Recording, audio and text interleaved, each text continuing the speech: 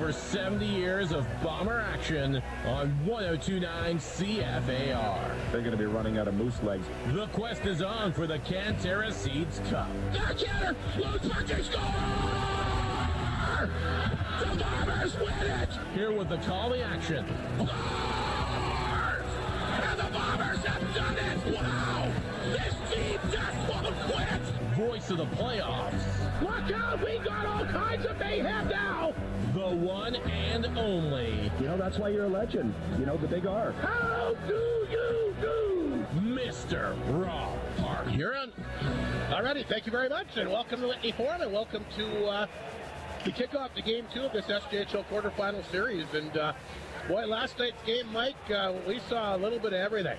We sure did. It was, we thought, Humboldt came out flying, and 20-10 shots for them at one point, and then by the third, it was, almost 30-1 for the Bombers. And basically, you can't take that many undisciplined penalties. No, and that's to come back in the game. And that was really the story of the game, was a little undisciplined, and I'm sure it's going to be a little better game tonight. As you and I talked about, and I talked to somebody else today, how Braden Klamosko is so calm and cool, yeah. And he's not going to, I can't believe that he's going to yell at his players, but he's sure going to get that message, and I think that will resonate with him.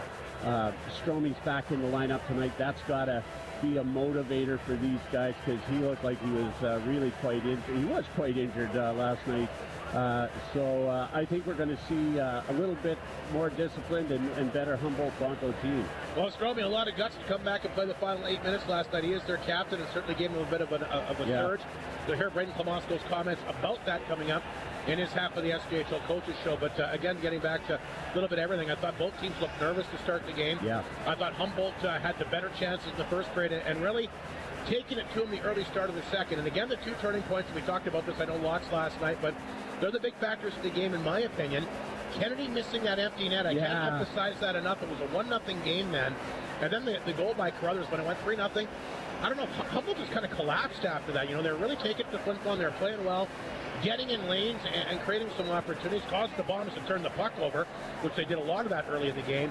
But that Leighton Carruthers power play goal totally changed the complexion. Humboldt really wasn't in it after that point. You're absolutely right, and that miss net, it was amazing how it snuck behind Matthew Keeper and through, and it was so close. And that's a deflator, and the Carruthers goal was the kiss of death. That was really the end of it, and they collapsed, and we just became undisciplined, and the Bombers took advantage. Trying to send messages in different ways. I guess we'll see if it works here tonight. Looking forward to it, though, and like we mentioned, anytime you start on the playoffs on the road, if you win one of the first two games, on the road, Mike, it's obviously a big factor. And you know, last night was just last night. You don't want to dismiss it. It's an important game. But again, for Humboldt, the objectivity is still the same. I mean, I'm sure they would love to have won 2 games coming up here, but if you tell them we can take one of the two and take home ice advantage away with games 3 and 4 back in their building Tuesday, Wednesday, they'll take that.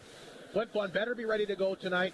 They better have a better start to the game. I wouldn't want to take my chances coughing up the puck like they did in last night's game. You know, Humboldt's going to be ready to go, and like you mentioned it, they got some pretty good players. I expect Daz and Mitchell to bounce back. Yep. But you cannot underestimate the great coaching skills of Braden Klamosko, a 2-time SJHL Coach of the Year, CJHL Coach of the Year. And one thing I can guarantee, no matter what the outcome, his team is going to be prepared. Absolutely. There's a sort of a triad of great, there's a lot of great coaches in the league, but Braden Klamosko is right up near the top for sure.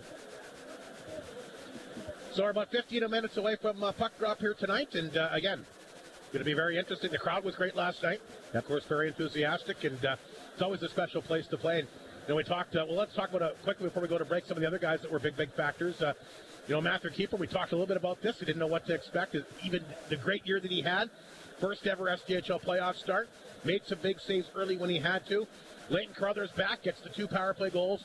And one thing we didn't talk about last night, Mike, we talked about everything else. We talked about the goaltending. We talked about the coaching. We talked about the specialty teams. We talked about the top-notch players. We didn't talk about the unsung heroes. And lots of times in the playoffs, it's those guys you don't expect to maybe make an impact What a game by Rhett Ewan. He set the, of course, everybody's talking about the big hit today, but he also had a couple of goals. It was one of their best players. Rhett Ewan, a guy that maybe went under a little bit of the radar. You don't maybe expect him to score 2 goals in a game, had an assist as well, but the unsung hero, a big part of last night's success. A huge part of last night's success. That you're right. Everybody's been talking about the hit, and it's good to see Stromey back in the lineup tonight. But that set a tone, and then he's able to pot a couple of goals. He's been a little snake bit lately, but or he has been snake bit, and he was able to put those in. I'm sure that's great for his confidence. It was a great game by him. Anthony Piccinino, although not unsung, I thought played a great game. I gave him Warrior of the game, and he didn't score a goal. He might not even came close to scoring a goal, but he just never stops, goes into the corners, goes where the puck is, and always comes out with it, or at least most of the time. Really impressive. Keith Gruner, again, not an unsung hero, but had a great game. I thought Nathan Meunier played good last night. Luke Lepper, Liam Hunks. It was hard to pick stars and hard to pick warriors because I don't think there was anybody really, riding on coattails last night. I can't think of any anyhow. You need all hands deck in the playoffs. We'll take a quick break. I should mention quickly about Piccinino. Best thing for him, gave his dad a nice birthday present last night with the big victory. So Rocco pretty excited back in TO after the 5-0 victory. Last night was last night. Tonight's a new night. We'll take a break. We'll get ready for the SJHL Coaches Show. And, of course, Puck Drop Game 2 of this SJHL quarterfinal coming up in about 13 minutes. You're listening to Creighton Furniture Playoff Hockey on 102.9 CFAR and FlinFlonOnline.com. Claire, experience the incredible deals happening at Great North GM in the Pod this March for Truck Month. You can get up to $10,000 off select remaining 2024 trucks. They also have a full service center for spring tune-ups, tire rotations, and anything else your vehicle might need coming out of the harsh winter. What are you waiting for? Visit Great North GM in the PA, 212 LaRose Avenue, and see the amazing savings available in March. Truck Month on now, because it's always a great day at Great North GM. You're on.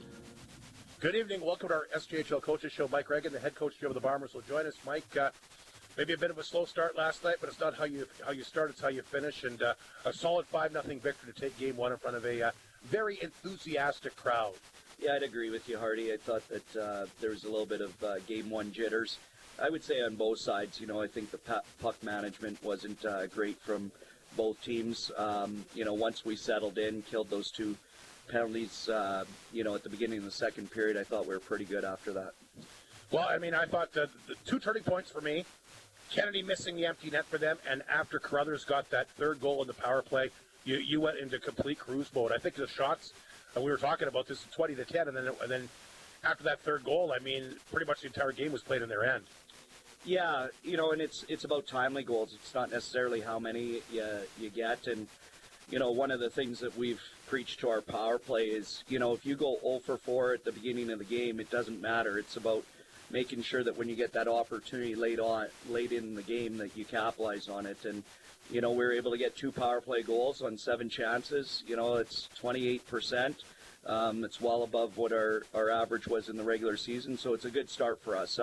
Do we think we can be better? Yeah, for sure. I think early on when you have 2 power plays, you kind of want to put the other team on their heels. It's a great opportunity, and we haven't been able to do that here the past couple games when we have had early opportunities. But I think that, overall, pretty solid game, but we do know that we can be better.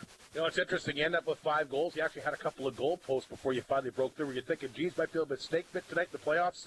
Maybe a little bit of a puck luck not going your way early because 2 clean shots that should have went in and off the bar. Yeah, you see that from time to time, and you're always hoping that those don't come back to bite you. But, thankfully we got a big goal from Rhett after, that huge hit. It was like a rhinoceros running over a guy by Landon Alexander, which led to the goal. So that was huge. And then Ring getting one with just, under a minute left in the first period. Those are tough to swallow if you're the opposing team. It's funny because last night we talked a lot about Matthew Keeper, obviously the great season he had. He played the way that he's very capable of. We talked about your top-end guys, Ryder Ringer, a 4-point night. But we didn't really talk much about the unsung heroes, and lots of times in the playoffs, it's those guys that come through for you. What a game for Rhett. You had Mike, 2 goals and an assist, a big hit. I don't know if you could ask more from him from what he did for you in his first ever SJHL playoff game last night. No, you're right about that. I think we've talked about Rhett amongst us as a staff here. Just, I don't think he knows how good he can be. And when you look at his performance last night, that's what he's capable of, finding that consistency. And I think that comes with maturity and time. So, we're hoping to get more out of him like that and other guys stepping up throughout the playoffs here. I think it's important that it takes a lot of pressure off your big guns. In the playoffs, there's so much focus on the top-end guys that you need other guys to step up. Well, Leighton Crothers back last night, Mike, and he doesn't disappoint. A couple power play goals for him. Yeah, huge for him. I think, him being gone for 8-9 weeks, and you just kind of wonder how it's going to go for him. And I think that getting off to a start like that, he's got to feel pretty good about himself, and he's only going to get better. So we're real happy about that. I think, as I mentioned in the pregame show yesterday, he brings more to the table than just scoring goals or killing off penalties. But he's definitely a leader in that locker room, and it's great for him to build that confidence early. Same lineup tonight? Yeah, we feel good about the way we played last night. No guys injured, so that's knock on wood. Haven't been too lucky in that category here for a while, but we're excited about being able to address the same guys. Humboldt's going to come hard tonight, Mike. Their goal obviously was to win one of the 2 games.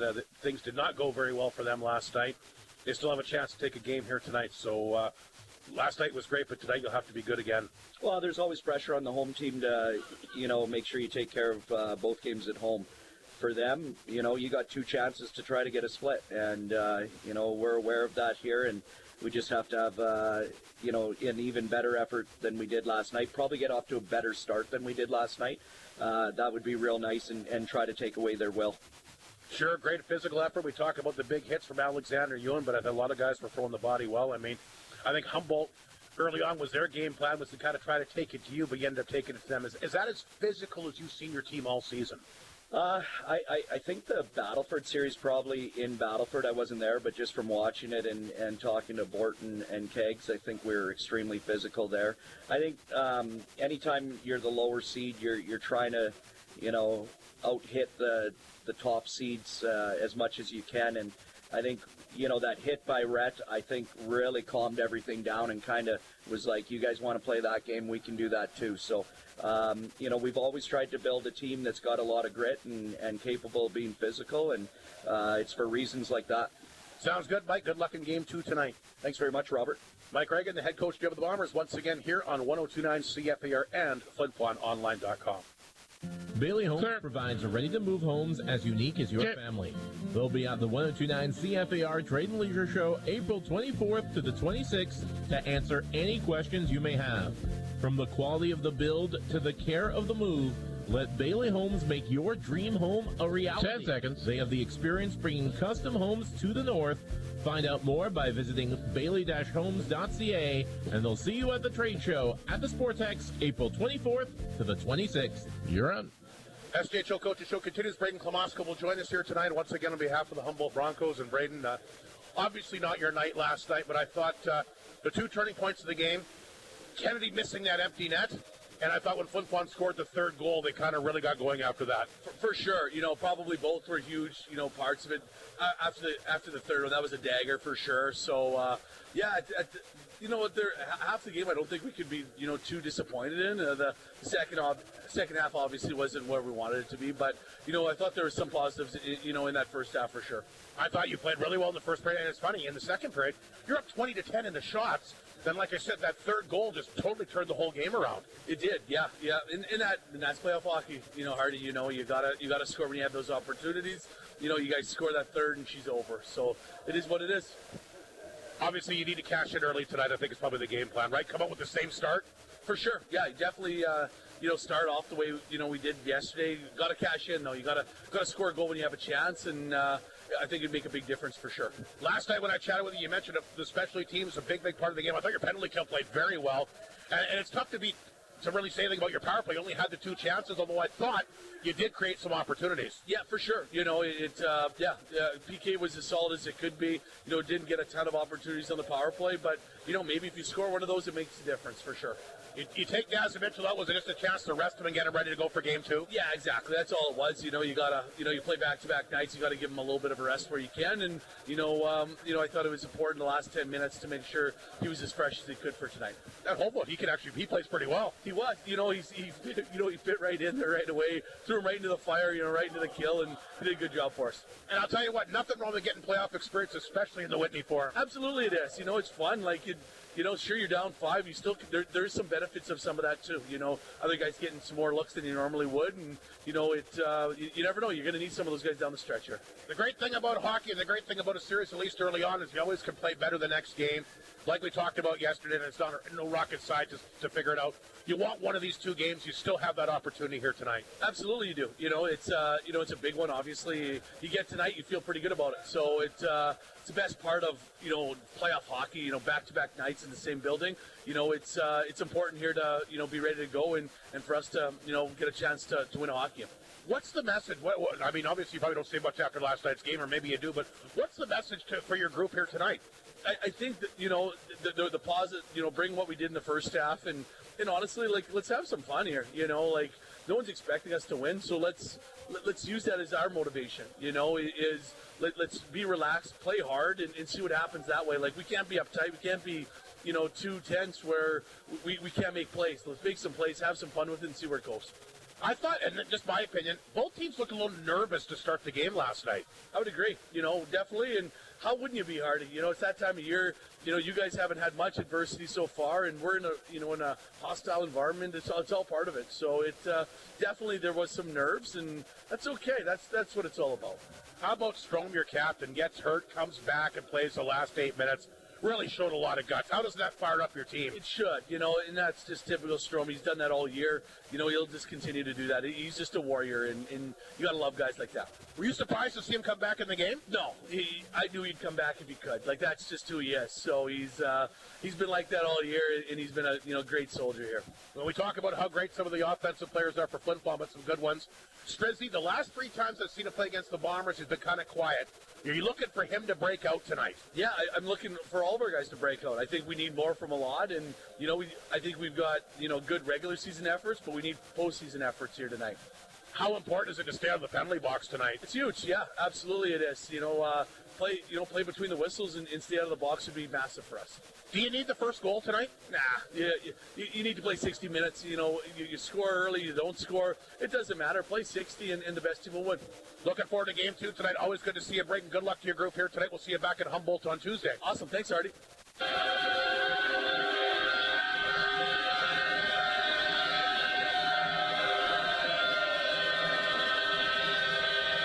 Well, it's another electric atmosphere at the Whitney Forum tonight. No question about it, boy. When these guys come out, this crowd just absolutely goes cuckoo. But like we said so many times before, Mike Slip, and we've been so fortunate. Big playoff runs the last few years. The crowds, as we know, are as good as an intense as you'll find anywhere.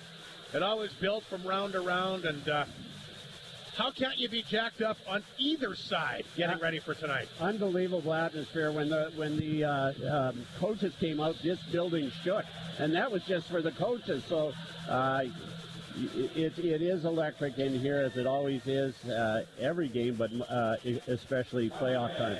Knuckles the Moose on the ice, rumored to be Flin Flon Bomber President Travis Rideout in costume.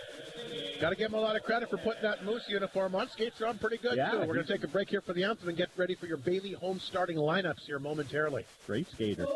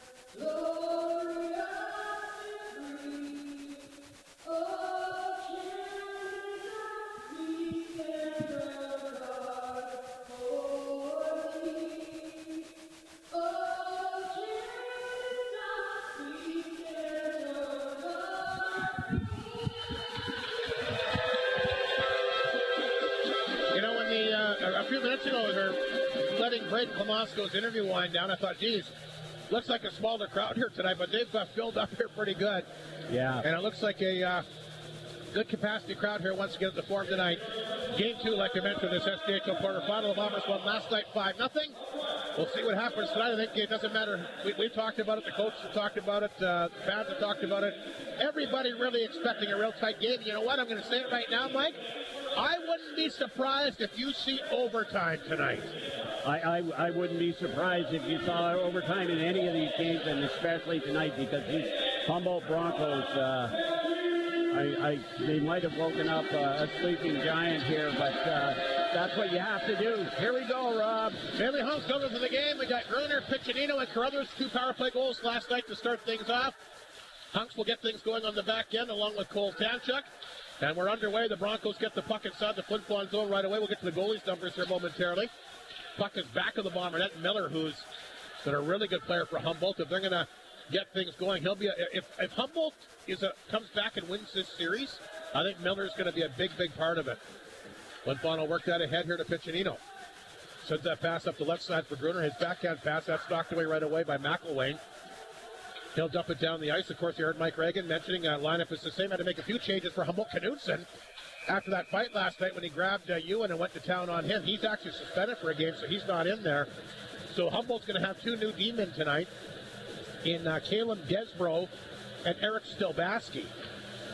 So that's the 2 new players for them. Flin Flon's lineup exactly the same. As we'll get the face-off back inside the Flin Flon zone, the left of Matthew Keeper. 40 seconds gone here in the opening period. Banache had that big breakaway last night. Got stopped. We'll see what he can do tonight. He'll take the face-off here against Ryder Ringer, who had a 4-point game in the opening game, including a nice goal last night. Strizzy off the face-off will rip that one just wide. And that's significant. He didn't have one single shot in last night's game, and he's got one 44 seconds in. 3rd overall leading scorer, Mike. Humboldt needs him to get going. He's got to be the linchpin for sure, Rob. Face-off once again inside the Flin Flon zone. Good start for the Broncos tonight. Banache will win the draw. Off the face-off, back to Strizzy again. He's firing that one, and for the second time, it's redirected off Cormier over the glass and out of play. So Humboldt winning some face-offs inside the Flin Flon zone. Some pucks have been redirected over the glass and out of play. They'll do it again. Gruner's going to go back in there and take the face-off this time, so Gruner will line up against Banache. You know, and Klamosko kind of wasn't big on the first goal, but I think Humboldt really wants it. They're coming out here with a nice start tonight. Semp can't get the puck out. Held in here by Banache. Back of the bomber net. Try to come out front. Gruner got a piece of it. They're tied up along the boards. Yakovchuk has his guy. Gruner able to take his guy down, and he'll skate with the puck outside the zone. Here's a quick pass to Ringer. Ringer across the Humboldt line down the left side. He'll hang on to it. If you're Flin Flon, I think you want to go at Daz and Mitchell early again tonight. Don't give him a chance to really settle in. They did a good job getting to him early in last night's game. Lepper at the blue line will knock it down. Lepper walk in the front of the backhander. And he runs into his own guy. That's Colin Semp as they collide in front of the Humboldt net. Banache will come back the other way and rip it inside Flin Flon territory. Lepper, great game last night. Gets a chance here early, but runs into his own player. Semp will come back to get it at center ice. He had Penrod on him, got rid of it, throws it across the line, and that's knocked down here by one of the new D-men, Stilbaski. Swings the pass up the left side, picked up by Amaral. He can really move. Amaral across the line, walked in, shot got blocked. Puck rolled back of the bomber net. Alexander tried to pin that up. He'll play it ahead, gets to the blue line. Knocked down. Fired over top of the goal that time by Paquette. Rebound picked up here by Mamich. Amaral spins, fires, gets a shot away. Save made here by Matthew Keeper. Good work by Amaral. Does lose the handle. Rodman will hold it in. Puck comes right out front. Now they're going to say it actually scooped outside the line, and somebody lost a stick here. But a good start by the Broncos again here so far tonight. They've had, well, all the plays been inside the Flin Flon zone. It reminds me of last night, Rob, really. A couple of big hits by the Humboldt Broncos, setting the tone here early. There's a broken stick down at the other end of the ice as well. It amazes me how expensive these sticks are, how easily they break. Face off here at center ice. Chapman, the AP for the Saskatoon Contacts, takes the draw against Stitton. Stitton wins the face-off. Back to Mars, the nice pass here to Ewan. Ewan trying to get across it. He gets in there, gets a chance, and he'll actually get a shot. Rhett Ewan feeling obviously a lot of momentum. Yes. After last night's game, the 2 goals, the assist, but it was the big hit that really set the tone early in that game two big hits by him and Alexander. It sure did. That's something we haven't seen right you, and he just jumped up there and took the pass and had a real nice scoring opportunity. Here's another face-off inside the Humboldt zone. To the left of the netminder, Daz and Mitchell. Joey Lees will take the face-off here against Miller. The line is Muka, Lees, and Seitz. Marsden and Mounier on the back end. Face-off to the left of Mitchell. Guys tie up, so they'll hang on the puck, and linesman wants to throw Lees out. He will. Muka will go in there. And they finally get the puck dropped. After all that. Oh. There's a big body check there, as Seitz will take his guy down as he is able to nail the Broncos' big defenseman there, McElway. Flin Flon will hold the puck in. Seitz' chance got blocked. So Flin Flon continues their physical play here. That one set off the glass. It takes a funny hop. Picked up here by Skogstad at center. Long shot on target. Keeper will stop that kick on a big rebound, though. Miller was there, and look out. He got taken out by Mounier. Didn't like it. Came back and gave him a bit of a chop. So Flin Flon wants to try and frustrate the Broncos like they did in last night's game. Puck will come outside the zone. McElwain back to the Humboldt blue line. Feeds it back to Desbro. He's in tonight. Canutes it out with the suspension. He'll dump it in. Marsden will pick it up. When one tries to move it ahead, Yakimchuk, he'll pick it up at his own blue line. Flip that one across the Humboldt line. Olsen is there. He'll get to it off the glass and back out. Look for Humboldt to do a lot of that tonight. They don't want to give Flin Flon any momentum in their own zone. I think they're going to try and keep it simple. Here's the stretch pass to Gruner. Back across the Humboldt line. Fanned on that. Throws it out front. Puck picked up by Huey. And he'll rip that off the boards back down the ice, and Lepper will go back to get it. Lepper back to get it as he's getting watched here by the young Humboldt forward. Chapman. Gruner gets it back to center. We'll flip it back inside Humboldt territory, icing against the Bombers. 16-10 to play, so once again all four series set to go tonight. All the home teams winning on opening night. The Bombers, their 5-0 victory here. Yorkton, a big 4-1 win over Melville. It was Weyburn holding off Battleford 4-3, and Melfort, no surprise, beat Kindersley 5-2. We'll see if all the home teams hold serve tonight, or if the road teams can get a couple of victories and make things interesting, as the series, of course, will switch back to the other buildings next Tuesday and Wednesday. Off the face-off, Humboldt gets a weak shot on net. Keeper will stop that. Puck picked up back of the net, though. That's Stromey. Look for him to have an impact in this game, the Humboldt Bronco captain. Got hurt early last night, came back, and he'll be a firecracker for sure. Paquette at the right point will keep it in. Good pressure by the Broncos. They send it out front. There's a one-timer over top of it by McElwain. Rebound picked up by Strizzy. Looked like he had a bit of an angle to shoot it, but he couldn't pick it up cleanly. Strizzy back of the goal. He'll flip it back out front. McElwain a shot. There's a save. Good pressure by the Broncos here early. Leighton Carruthers for Flin Flon. Oh, he had the stretch pass to Piccinino. He can't find him. It'll be another icing call against Flin Flon, and a great start by the Broncos tonight. Bombers standing still in their own zone there, and the Broncos are taking advantage of it. Got a couple of shots, and I don't know if the players on the ice were tired or what, but it sure looked like it. Yeah, not a lot of jump early. Amaral will take the face-off against Gruner to the right of Matthew Keeper. 15:30 to go. Shots are dead even at 2 apiece. Broncos, though, all the play has been in Flin Flon's end. As Gruner will get set for the face-off once again. Broncos win it right off the draw. Back to Rodman. There's a shot on target. Save made, and Keeper will grab the rebound. Look out. Gruner getting into it in front. Him and Amaral have been at each other. Mamich went in there and gave him a bit of a whack as well. You want to be careful, Rob. You don't want to take undisciplined Well, penalties. look how it worked out for Humboldt last night doing that. Exactly right. So Flin Flon really yet to test Daz and Mitchell. Be interested to see how he bounces back. He's got a good pedigree. He didn't play bad last night, Mike, but I don't think it was a typical Daz and Mitchell playoff game. I'm assuming he'll be better. We'll have to wait and see if Flin Flon gets some shots on him in tight. Been all Humboldt so far, like we mentioned. They'll fire the puck right back in. Keeper will stop that. He'll throw it to the corner. That's intercepted this time by Penrod. Amaral, he'll pick it up. Amaral's had a really good start to the game tonight. Trying to come back out front. That's knocked down here by Cormier. He'll flip it ahead. Just got it out. Puck rolls to center. Desbro had to get away from him. Steph will knock it across the line. Puck comes back to center. Cormier fed that back to Tanchuk. Tanchuk then feeds it to Hunks. Back to Tanchuk. Pass here to Cormier. Cormier will dump that one in deep, but knocked down in front of the Humboldt net that time. And fed back inside the Flin Flon zone. Bombers back to get it. This is Tanchuk. Center ice will dump it inside the Humboldt zone. We'll roll back of the goal. Desbro is there, so is Seth. Chipped it away from him, picked up by Ringer. Can't hang on, though. Knocked away by Rodman. Rodman's got the puck. Oh, he just about got caught by you, and he had him lined up. Just missed. Here's Kennedy. He'll dump it in. Boy, he saw the trade coming and just got out of the way. Flin Flon will dump it out, racing for the puck. It's at center ice, knocked away from him. Puck picked up by Marston. He'll flip it in on Humboldt, and Mitchell not taking any chances. He'll roll to the front of his net. He'll stop that. 14:03 to go. Opening period. Still no goals. And the shot clock is dead even here. Shot clock, of course, brought to you once again by the Ridge on Amisk. I went for wings today, and I got you some, but I ate them on the way back in. I'm sorry. Then you really didn't get them for me, did you, Mike? I did, but they were too good, Rob. What kind were they? I had hot and... Well, I guess it just it motivates me to go out there and try it myself. My wife had the salt and pepper. They are excellent.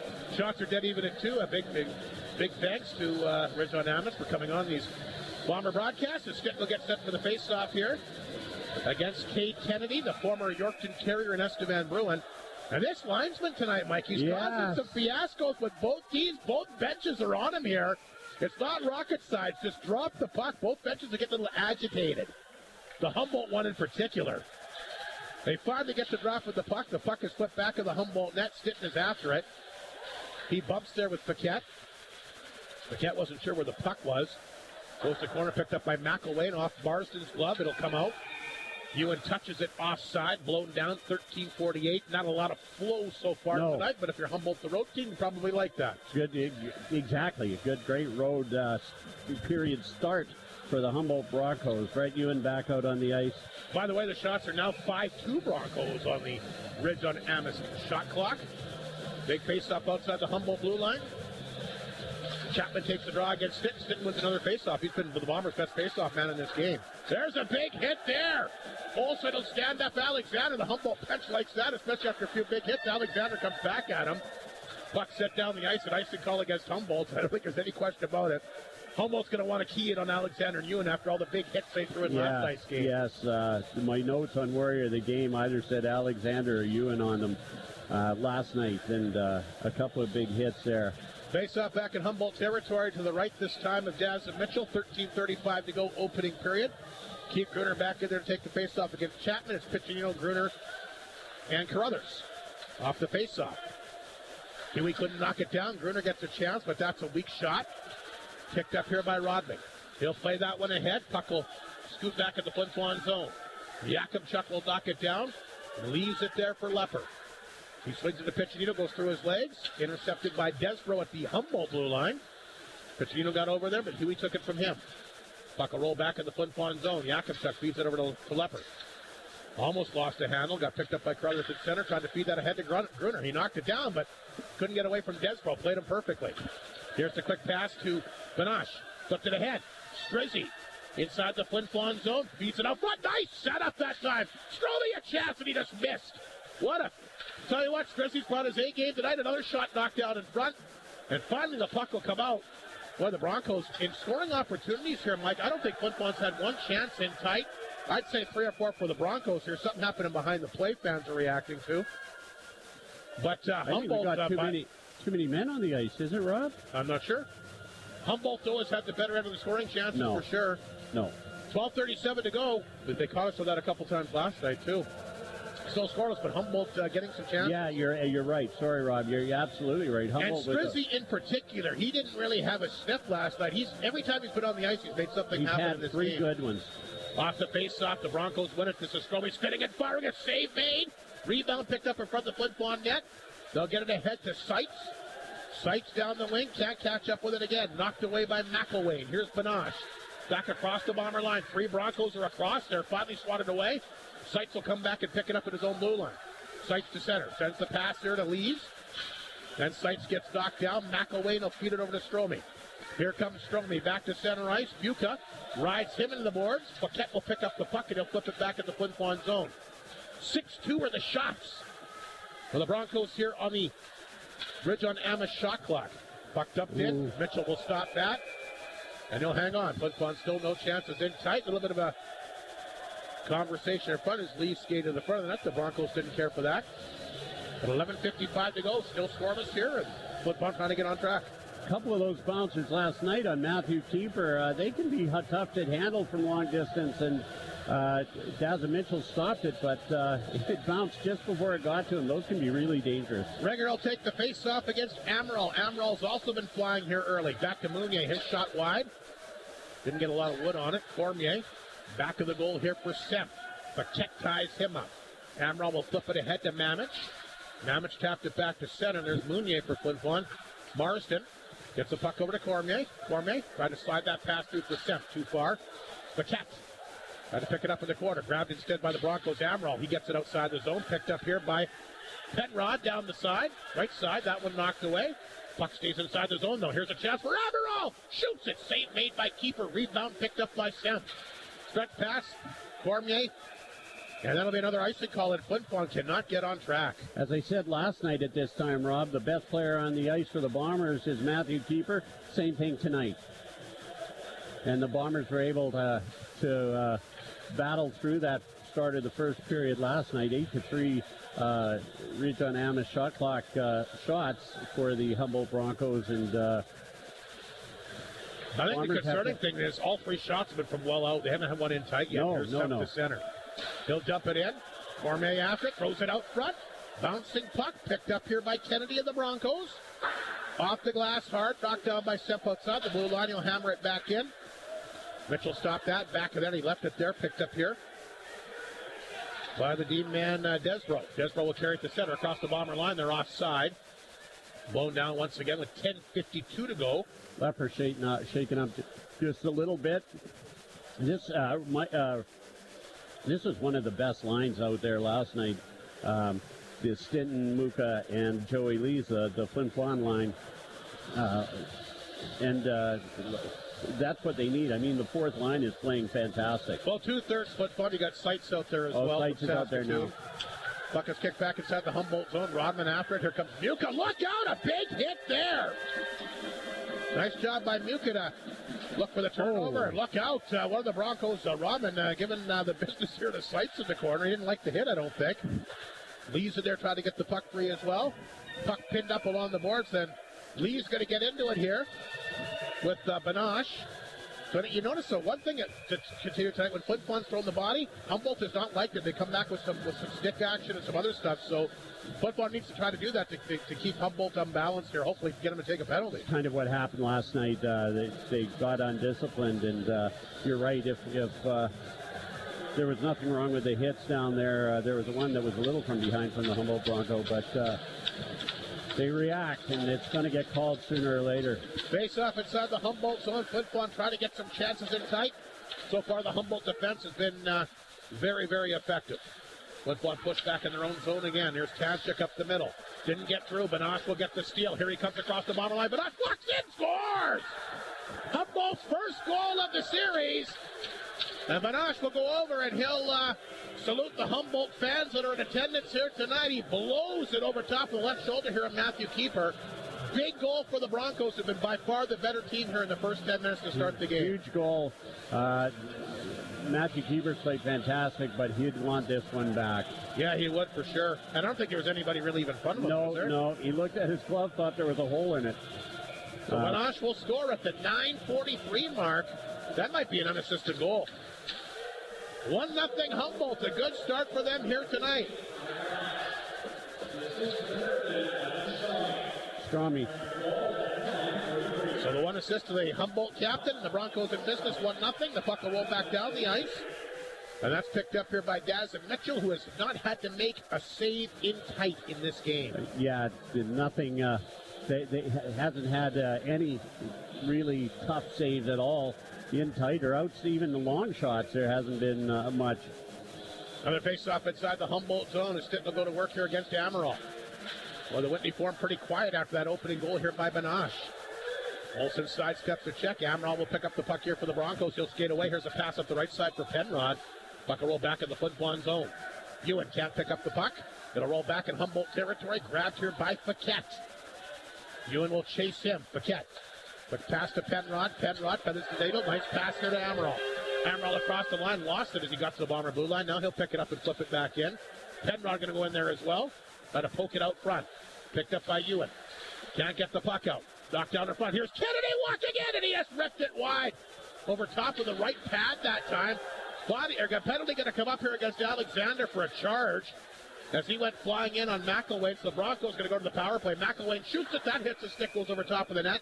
And Humboldt in a good position now. This could be the turning point of Flin Flon. They're back on their heels. They got to find a way to kill this penalty. Yeah, he got Alexander got a hit to the head there.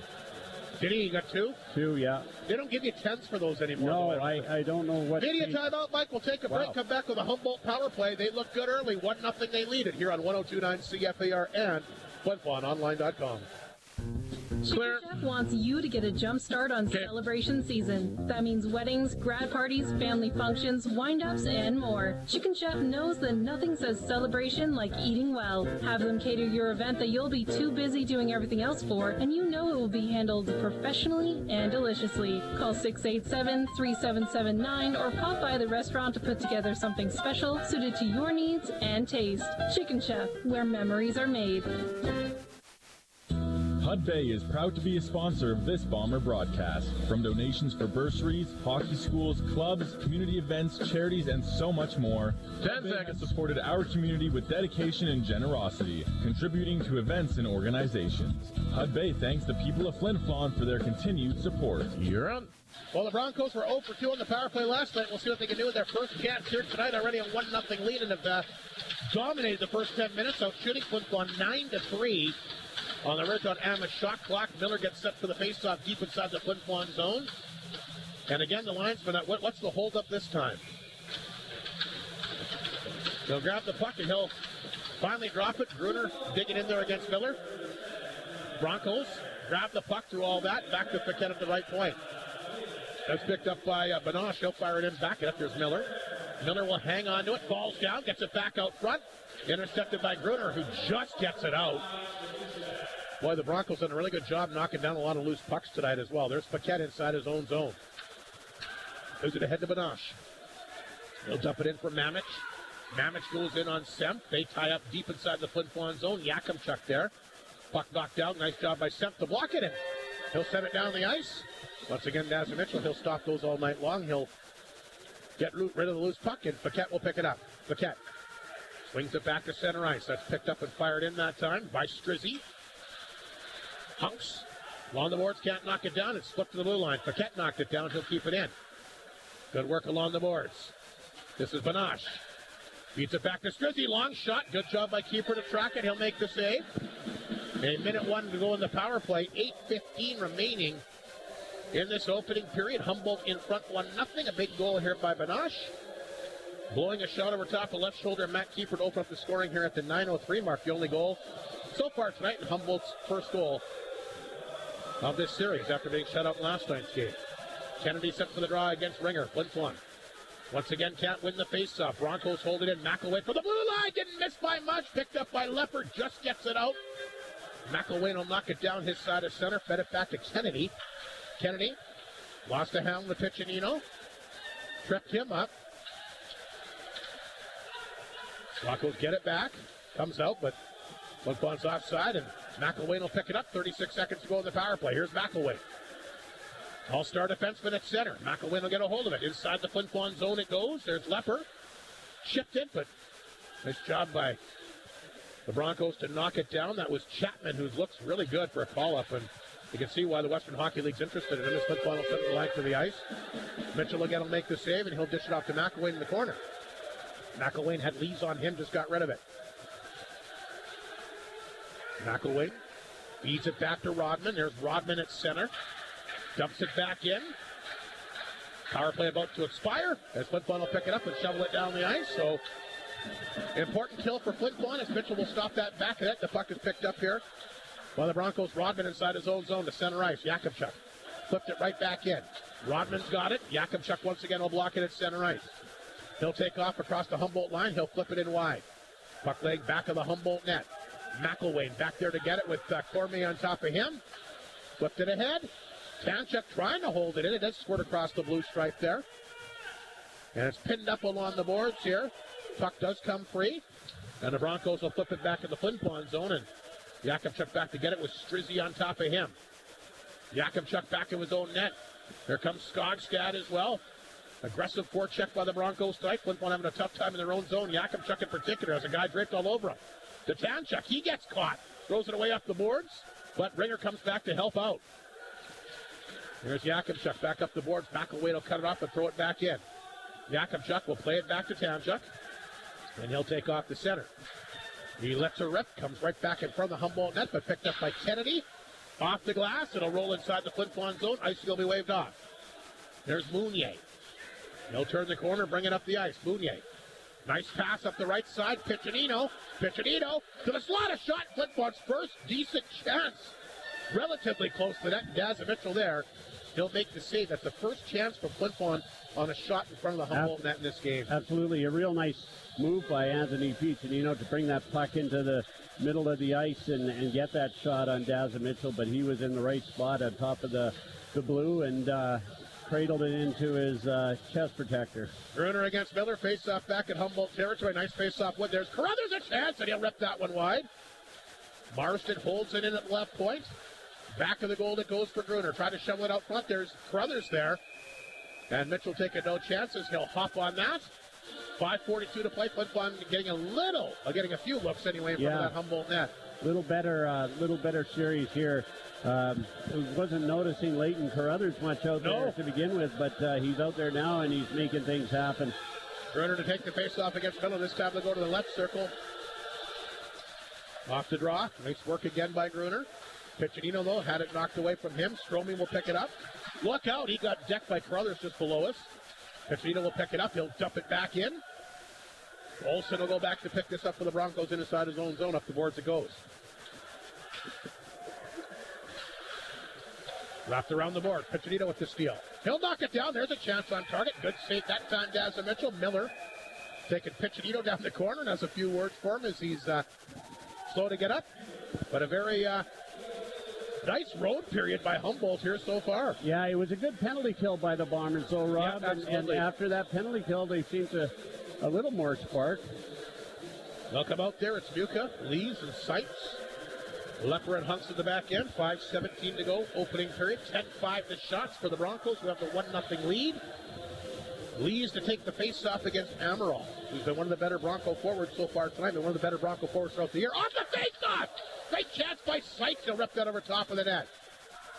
Right on his stick, he ripped it, but over top of the goal. Mitchell looked maybe a little late on it. He wasn't expecting it. Broncos come back the other way. Amaral will get it in. Tried to come back out front. Amaral in the corner. Puck will come to the blue line. Picked up by McElwain on target. Good glove save made by Matthew Keeper. He reaches down to grab that. 4:56 to go opening period. Humboldt being a little aggressive after the play, Rob. They got to watch themselves. They don't want to get into that trouble they did last night. I think they'll be a little bit better composed. It's a little bit easier when you have a 1-0 lead. And yep. Things have gone their way so far here tonight. Amaral waiting for Keith Gruner to come out there and take the face-off against them. Bombers will make the change here. This face-off deep in their own zone with 4:56 to go. Off the draw. Bombers try to grab the puck.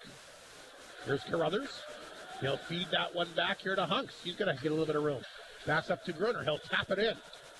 Paquette back to get it, but he won't have a chance to grab it. Look out! Oh, that's it. Paquette's going to take a penalty here. You're talking about an undisciplined penalty. That's it. The puck went down the ice. Foolish penalty by Paquette. And Mitchell grabbed it, and I'm not sure why Paquette was upset, but he tomahawk chopped Keith Gruner to the ice. And that's an undisciplined penalty by him for sure. It is, and you could see it gonna happen. They kept on and on after the play, and that's going to catch up to a team, and it has here. Let's see what the Bombers' power play can do. The Bombers 2 power play goals on 7 opportunities last night. Leighton Carruthers had both of them. Keith Gruner to take the face-off against Skogstad. Fans trying to get into it. They'll win the draw. They'll get it back to Hunks. Hunks has got it. Feeds that over to a Ringer. Had a guy all over him, but got rid of it. Here's Gruner. Gruner a chance. Good save that time by Mitchell. Huey will pick it up. He'll set up the length of the ice. Keeper will stop this back of the net. Hunks will pick it up. Minute 40 to go in the power play. 4:23 in the period. 1-0 Humboldt in front. Here's Lepper at center. Dropped it back to Hunks. Hunks stick handles across the Bronco line. For Ringer along the boards. Hunks in tight. Back to Lepper. Lepper at the left point, shoots it, knocked down in front. And he can't get a stick on it. Gruner was open, but Rodman, nice defensive play. And they continue to go at each other in the corner. Here's Carruthers. Gets it out front to Lepper. Blue line for Hunks. Takes a look. Dally shoots it. Blocked that time by Skogstad. And the puck sent out. Great job that time by Huey. Great penalty kill by the Broncos. 1:05 to go. Here's the stretch pass to Lepper. Once again across the Humboldt line. He'll dump it in deep. Picked up by McElwain. That'll hit a stick and go down the ice. Keeper's going to come out. He's going to have to be careful. Miller was in there. Cormier dropped it back for Hunks, and Miller will come after him. Here's Piccinino. 46 seconds to go in the power play. To center. Across the line. Looked offside. Broncos are saying the same thing. Cormier spins, fires. Save made, boy. They missed an offside there, Mike. He made the move at the blue line, and that usually puts a guy offside. I think you're absolutely right, Rob. Humboldt bench caught it. The linesman unfortunately didn't. Flin Flon gets a chance. Cormier will fire that off the chest pad of Mitchell, who looks a little bit more dialed in tonight. Yes, yeah, he sure does. Bombers making some stuff happen here, though, Rob. Of course, they got the power play, but... 38 seconds remaining in the power play. 3:21 in the period. 1-0 Humboldt in front. We'll see what Flin Flon can do. Kachuk over to Semp in the corner. That's picked up by Cormier. Not sure where he was going there, but easily knocked away by Miller. And Kachuk back to get it. Swings the pass to Piccinino. Played it back to center. That's grabbed here by Semp. He'll send it in. Stromey is there for the Broncos. Tried to pin it up, but he lost the handle. Kachuk gets it. Feeds it back to Semp. Semp shoots it. Save made. A good one. A stick save made by Mitchell through lots of traffic. Rebound sent outside the zone. 8 seconds to go in the Flin Flon power play. Kachuk to center. Here's Kachuk.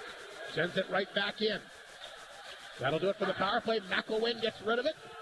Down the ice it goes. Both teams 0 for 1 with the extra attacker. Flin Flon now 2 for 8 in the series. Humboldt 0 for 3. Here comes Stinton back to center. Mamich took it from him. Puck rolled back to Mounier. He'll flip that one ahead, but gives it right back to Rodman, who sends it back inside the Flin Flon zone. Icing against the Broncos. 2:23 to go in the period. Shots a little bit tighter now as well. 11-9 for the Broncos here on the Ridge on Amisk shot clock.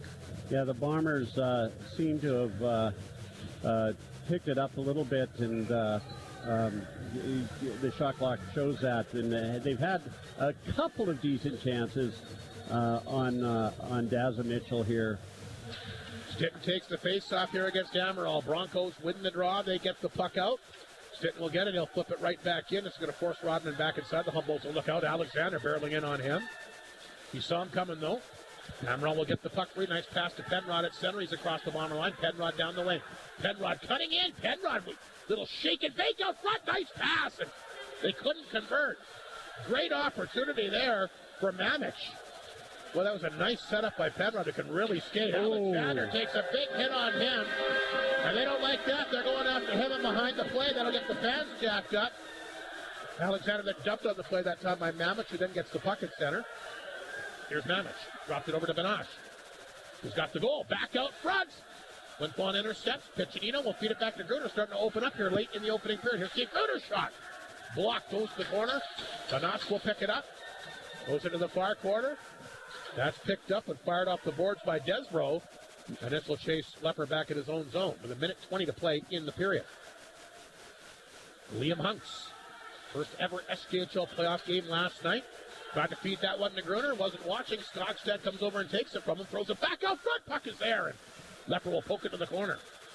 Broncos center back out front. Actually ends up hitting keeper's stick. Flin Flon will get the puck out, though. Here's Hunks. Totally missed the target that time. Benash will pick it up. They'll fire it back inside the Flin Flon zone. Big battle here. Hunks back with Strizzy had a hold of him. Puck squirts free. Grabbed here by Semp. Semp will get it out. Semp to center. Flipped or goes up and inside the Humboldt bench, and they'll blow that down with 41.8 seconds. Oh boy, Humboldt. They've been a lot tougher to play against tonight. Semp having a battle there. I can't see who it is, but he's been mixing it up with a... Kennedy, I think, was the guy that they're mixing it up with. So 41.8 seconds to go in the opening period. Humboldt in front 1-9, out shooting the Bombers 12-9 as Ringer will take the face-off against Miller. Broncos win the draw.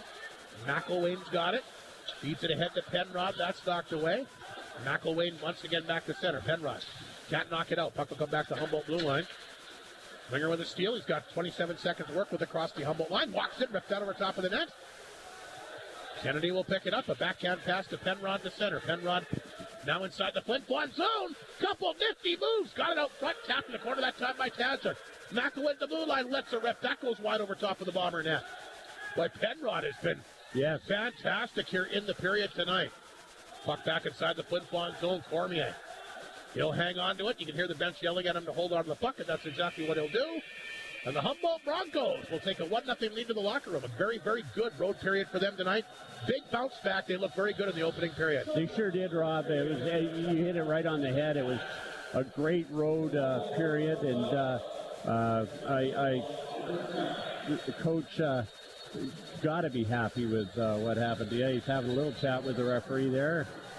I'm sure it's very polite, as he always is. He might be commenting maybe on some of the Bomber guys taking runs at some of the guys to watch for the charging penalty. I can't think of what else he'd be. No. Obviously something he wants to bring to the referee's attention. So we'll have to wait and watch as the game goes on. I got to be honest. I think the referee's been good the first two games, and at least the first game and the first period of this game.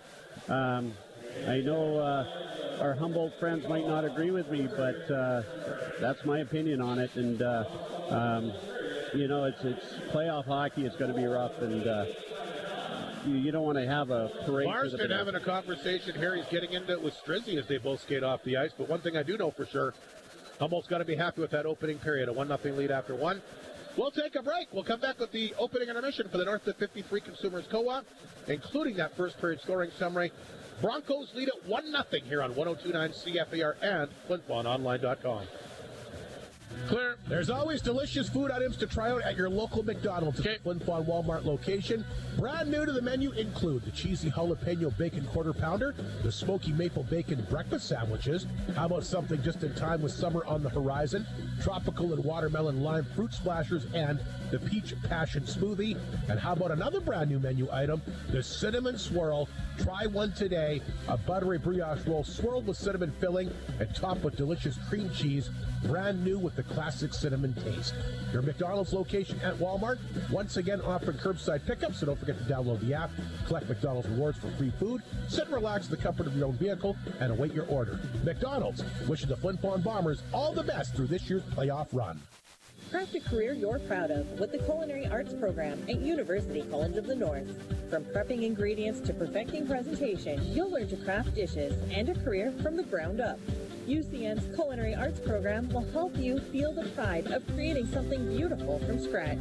Gain the experience you need to thrive in any commercial kitchen. Apply now for fall 2025 and start dreaming of all the places culinary arts could take you. Visit ucn.ca. UCN. Here you can. Yugay tutana o University College of North sa tinutigis kinamagay na o ayik to parte na o ucn.ca UCN Segutagan Taga-Hispanyo. The North of 53 Co-op is proudly Canadian, not only serving Canadian customers, but working with their Canadian suppliers. And it starts at the grassroots. The Co-op partners with farm families who manage the care of their operations so you can feel good with what you serve to yours. Meat, fruits, and vegetables, raised, grown, and produced by Canadians for Canadians, can be found at the North of 53 Co-op. You're at home there. You're on. And welcome back to Whitney Forum, the opening intermission tonight again for the North of 53 Consumers Co-op. Just a one goal. Banoche, a nice one, his first to playoffs. Stroming, the captain, fed it to him. He just walked in across the line and he ripped it over top with the left shoulder, Matthew Keeper. And we thought at the time, maybe a goal that Keeper might want back. But yeah, it was a heck of a shot. Yeah, it sure was. And it was a great wrist shot, but I know Matt Keeper wants it. It was from quite a ways out. And, that's going to happen. And Matt Keeper really has kept the Bombers in this game, and as he did last night until the third period when he didn't really have to do anything. So just the one goal. Banoche's first to playoffs. Strom the assist, opening things up at 9:03. Shots favored the Broncos as well in the opening period, 12-9. And both teams 0 for 1 on the power play so far in this game. When Humboldt led after one period of play in the regular season, very good record at 17-4-1. When Flin Flon trailed after one period of play in the opening in the regular season, Their record was 5-7-2-1, so it didn't happen very often, but they definitely got their work cut out for them tonight, Mike. Not so much the chances Humboldt's getting, but how they're preventing Flin Flon from getting chances. Yeah. They've been so good away from the puck tonight. I'm going to predict that the Bombers come out hitting hard and flying in this second period. I think I would imagine it's woken them up, and if that didn't, I know Coach Reagan will. So I think you're going to see a little better Bomber team in the second period, but let's not take anything away from the Humboldt Broncos. They've been playing great, very aggressive on the forecheck, even on the penalty kill, and they were like that last night for most of the game. So you can tell a well-coached team. And another thing in their favor, Dazza Mitchell seems to be, he didn't have to make, his difficult saves he did in last night's game, but he looks dialed in. He looks more comfortable to me tonight. I totally agree with you, Rod. He made some good saves last night for sure. He certainly did, but he just seems solid, I think is a good word for Dazza Mitchell this evening. So, full marks to them. A 1-0 lead once again after one period of play. We'll take a break. We're going to come back with our Creighton Pizza player profile. Going to be joined here tonight by one of the big stars of last night's game, Rhett Ewan, who, of course, did a little bit of everything, scored the 2 goals, had the big hit, was involved in a fight, sort of, and a night that he won't forget for his first ever SJHL playoff game. So, Rhett's comments are coming up here momentarily. More of the opening intermission on the way for the Co-op here on 102.9 CFER and FlinFlonOnline.com. Claire, life is sweet with Maytag's Kitchen Suite savings at Creighton Furniture and Appliance Center. Okay, got it. From now until April 2nd, you can save $150 when you purchase any 2 qualifying Maytag major kitchen appliances. But that's not all. You could save an additional $300 when you purchase 3 or more select Maytag kitchen appliances. From now until April 2nd, you can save big with Maytag's Kitchen Suite Savings event at Creighton Furniture and Appliance Center. Northland Ford proudly supports the Flin Flon Bombers in the SJHL playoffs, and we know they'll play tough like the Ford F-150, the toughest truck on the market for over 45 years and counting. Northland Ford is helping the community cheer on the Bombers as they fight to bring a championship back home where it belongs, and will provide you with the best selection to choose from in the North for the North. Northland Ford, the dealership you tell your friends about. It's the middle of the night. I know, but I want pizza, Italian, Greek, Chinese, burgers, fried chicken, salad, appetizers, and dessert. I gotta be up early. This could take weeks. Creighton's Pizza has all that. Your one-stop shop for all your food cravings. Oh, so I don't have to spend days running around? Creighton's Pizza has homemade goodness cooked with love, open 3 to 10:30 daily. 10 seconds. Of course. And good thing I don't have to be combative regarding the final piece. Think again, bucko. Creighton's Pizza, 688-2080. Fight for the last slice. You're on. Welcome our first intermission, our Creighton Pizza player profile. Rhett Ewan, one of the big stories from game number 1, will join us here. Rhett, tell you what, I guess you always remember your first ever playoff game in junior hockey, and you have a lot of reasons to remember last night. Is that as good a game as you played, period, in your hockey career, at least at the junior level? Yeah, I think that was one of my best games. Just the physicality and obviously getting to score a couple goals is pretty big. And you scored 2 really nice. I mean, those weren't cheap goals to score. Those were nice goals you buried. Yeah, I think second one might have been a little luck bouncing off the back wall, but they go in the back of the net, so that's all that matters, I guess. You've been with this team here for the entire year, and it's always special come playoff time. We know that. Were you a little bit nervous? Take me back to how you prepared for your first game yesterday, nerves, and what it felt like when you stepped on the ice for the first time. Yeah, obviously a little bit nervous, but at the end of the day, it's just another hockey game. I think preparation-wise, just prepare the same, doing all the same things I do every other game, and yeah, I think it worked out for me pretty good. You got a goal late in the season, too, that I think kind of helped your confidence a little bit, too, did it not? Yeah, I think in Larange and against Battleford here, so I think that was good going into the playoffs, getting some goals under my belt. The big hit last night that I know it jacked your team up, did it jack you up as well? Yeah, I mean, obviously I don't mean to hurt guys, but it's a playoff, so I guess I'll probably have a target on my back here tonight, but I really don't care. I mean, the only thing I care about is what the guys in our room think, and yeah. Well, Rhett, I mean, it wasn't a dirty hit at all. I mean, you hit him, and he unfortunately went awkwardly into the boards, and I get it. Obviously, you get hurt. It's never any fun, but I don't think it was a dirty hit by any stretch. Yeah, I mean, obviously I never mean to intentionally hurt a guy, but it's playoffs, and that's you got to finish every check. Well, there's a lot of adrenaline going on, too, and like I said, it pumped you up, it pumped the team up, and obviously I know it's great to score 2 goals, get an assist, but most important is to win game 1. Yeah, that's right. I mean, it doesn't matter who scores or who puts them in the back of the net. It's one game at a time, and we got 11 more games to win to get our championship here. Well, and you worked so hard to get home ice advantage this year. I mean, last night was great, but you're going to need to be just as good tonight. And let's face it, Humboldt's going to come at you hard. Yeah, they're going to come out flying. This is a big game for us. We're going up 2 on the series. Obviously, put them against the wall a little bit, and then going into Humboldt. I mean, it's going to be tougher to win on the road. So, I think you just got to keep going. You haven't seen Humboldt for a while. I mean, you played them last night, but I mean, you hadn't seen them since January. Was there a bit of a feeling out process? I honestly thought, too, that maybe both teams looked a little bit nervous last night. Yeah, I think obviously first playoff game, there's going to be some nerves, but, I think as the game went on, it started getting a little cleaner. And I think it's safe to say by the time he gets back to Humboldt for games 3 and 4 next week, probably going to be, we saw some nastiness last night. I'm assuming you're probably going to carry over to some degree in the playoffs tonight. Yeah, I mean, playoff hockey, I mean, everybody's out to win and do whatever it takes to win. And I mean, if they're going to play nasty, I mean, they can take the penalties, and we got one of the best power plays, so I mean, they can stay in the box, I guess. How big was it getting Leighton Carruthers back last night? I know he scored 2 goals. He's a big part of the game, but what does it do just to the room when you know that he's going to come back and play? Yeah, I mean, he's an awesome player, awesome guy. One of the nicest guys I've had the honor to play with. And, just all-around great player. And, we're really lucky to have him back. And he does a lot more things besides just score, doesn't he? That's right. He's all-around player. Back checks hard. He's hard to play against, which is really good. Well, backtrack a little bit here, Red. I know that we talked to you in Nipawin, but that was way back. Maybe tell people again how you came to Flin Flon. I know you're a property, I think, of LaRange at one time, and that didn't work out. You didn't wind up in Flin Flon, but talk about the process how you became a Bomber. Yeah, so I was originally drafted by LaRange. I didn't really think it was the best place for me to play at the time, so Mike reached out to me and asked if I'd like to be a Bomber, and obviously not going to turn down that opportunity, and it's been great ever since. Did you know much about the Bombers in Flin Flon before you came here? Yeah, I've had some family play, and I've got growing up watching the Bombers a little bit, so obviously knew a little bit of the history and the tradition here. So take me back, when the draft went down, were you hoping Flin Flon was going to draft you? A little bit, but I mean, obviously wasn't thinking about it too much, but obviously ended up here, so that's the main thing. I mean, let's talk about, before you came, because obviously I know what your biggest moment is as a Bomber. Biggest hockey moment for you in AAA or any other level of hockey that you played?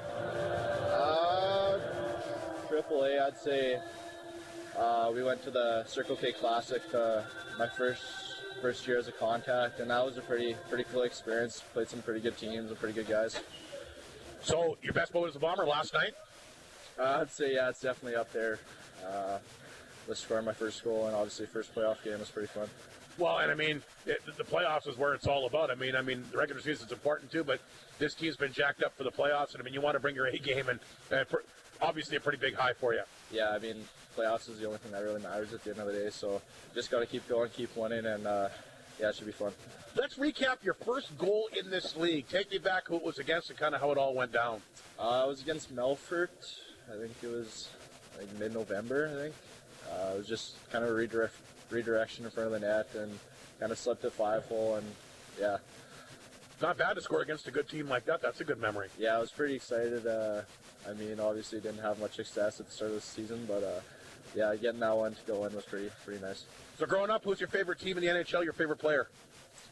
Favorite team growing up, I'd say Pittsburgh, kind of more of an Oilers fan now, but and then obviously with Pittsburgh being my favorite team, Crosby. Is he still your favorite player now, or is there somebody else? Yeah, I'd say he's still my favorite player, but McDavid, obviously, he's pretty good too. So he certainly is. Listen, Rhett, great game last night. Hopefully your team can carry it through. A big game, too, coming up at the Whitney Forum tonight. Yeah, thank you. Rhett Ewan, our Creighton Pizza player profile here on 102.9 CFBR and FlinFlonOnline.com. Clear. Hot honey. Huh? Me? Wait, who are you calling honey? The new hot honey chicken sandwich from KFC. That signature filet. Yeah, there's a few more now. Pure honey and chili peppers plus crispy jalapenos. Sweet with heat. So you see... Yeah, it's in there. And then I was... It was all a comedic misunderstanding. But there is no misunderstanding. The hot honey chicken sandwich from KFC is so good.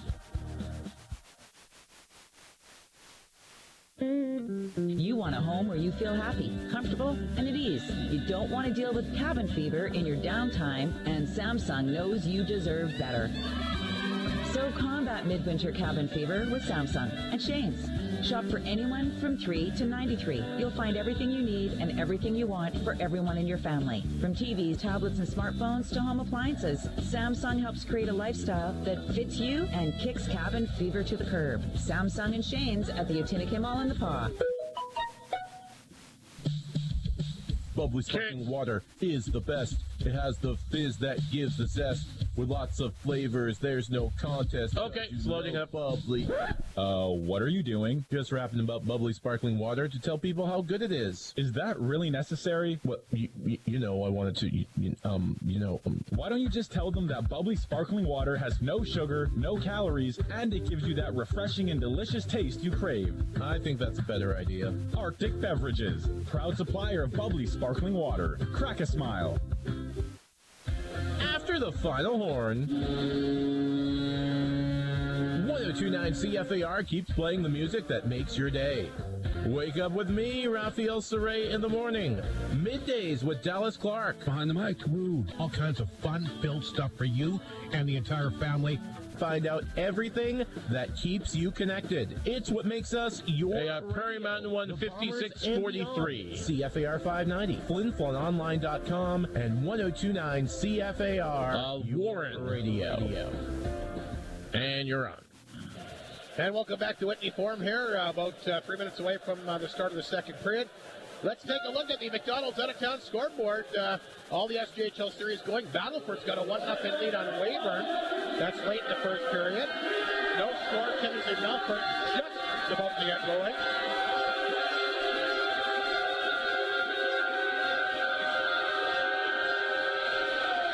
And actually, Melville Yorkton are going to play tomorrow, so that game is not going tonight. So Melville Yorkton will not play tonight, though. Well, they're only 20 minutes apart, but I guess they thought they'd take the day off in between. I think Battleford's going to win that series. You keep the... I never seen a guy jump on and off the bandwagon like you. I'm just trying to get your goat, but yeah, no, I'm still... It's going to be a good series for yeah, sure. I'm on the Weyburn bandwagon. They need to win tonight. Yeah. Anyway, so that's the other two scores tonight. Battleford ahead of Weyburn 1-0, and I guess Kinnersy Melford is most set to get rolling. Just one game in the MJHL playoffs tonight. Strange. The rest of them are going to go tomorrow. The Blizzard, a 2-1 lead on Neepawa in the second period. Hapnot did a great job hosting provincial girls basketball. Queens, good effort against Prairie Mountain, lost the consolation game today, 56-43. And the number one team ranked from Warren ended up winning it all. We will... Anthony Piccinino and Kennedy have been going at it a lot. We'll come back to the NHL scores. Our next break as we're just underway in the second period. Paquette, the Humboldt D-man, will send that inside the Flin Flon zone. Townchuck back to get it. He'll lift it up, comes back to center, picked up by Paquette, fired right back in. 1-0 Humboldt leads it as we kick off the second period. Banache is first to playoffs midway through the opening period. Here's the pass to Gruner. Ahead to Piccinino. He'll dump that one inside the Humboldt zone. Gruner in pursuit in the corner. Came right back out front, but the Broncos knock it down. They'll swing that pass to Strizzy at center. Throws it back across the line as Skogstad got hooked up here with Townchuck. Townchuck had a tough time getting loose there. Yeah, it was awkward. It looked like he was really off balance. Here's Banache with the steal across the bomber line. Ripped it on target. Blockered away. And the Bombers will play it ahead. Here's a quick pass for Ringer. By himself across the line. Walks in. Gets a good chance. And Mitchell will turn that one away. Here's Lees with a chance. He'll fire that on target. Penalty coming up to the Broncos as we start the second period. I think there's a interference against Cohen Sempt, I believe. Not on Cohen Sempt, but it was... No, Banache is going to go here. Sempt when they interfered with. So Flin Flon will go to the power play for the second time tonight. They're 0 for 1. And we'll see what happens here. 1-0 Humboldt leads it. The Bomber power play in the regular season was decent. Ranked 5th overall at 20.2%. Humboldt, as we all know, had the third best penalty kill at 84. They've been able to kill 2 of the 8 power plays. Here's a chance for Gruner. Fired it off the pipe. Flin Flon that close to tying the game. Lots of goal posts for them in these last 2 games. Ringer will hold it in. Gruner gets it back. Blue line just held in here by Hunks. They'll feather that one in the corner. Olsen will pick it up. Puck redirects, picked up by Ringer back, and then he'll slide the pass to Lepper. Lepper will bounce it off the boards, back to Hunks, the blue line. Hunks gets the pass. Hunks hangs on, shoots it. Save a rebound, they score! Late Carruthers has tied the game! Third power play goal in 2 games!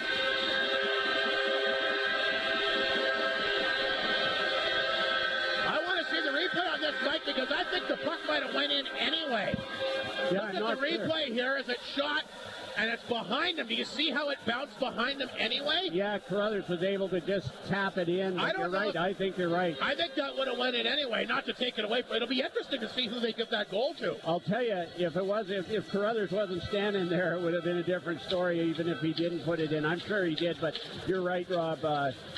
They had Dazza Mitchell beat, but Carruthers standing right where he's in his office. I think we're going to start calling it. So Carruthers will get the goal. But again, it almost looked like to me like it was going in anyway. Yeah. But you don't know for sure. You got to tap it in, right? Yeah. And Luke Lepper. So the 2 defensemen will get the assists on that. And Flin Flon's tied things up at 1, and they'll get a face-off back inside the Humboldt zone. Piccinino lining up here against Amaral. Big goal for the Bombers to answer early in the second period. Here's McElwain. Down the ice it goes. Icing called against Humboldt again, and look out. Yeah, that could have been a real dangerous collision, and I'll tell you what, Mooney's not happy, and I don't blame him. No, that could have been dangerous. Going full tilt, and Mammoth took a little bit of an extra run at him, but thank goodness nobody got hurt. Leighton Carruthers, it's hard to believe that he had a huge, serious shoulder injury, and last night was his first game back after a long time off. He looks like he's been playing.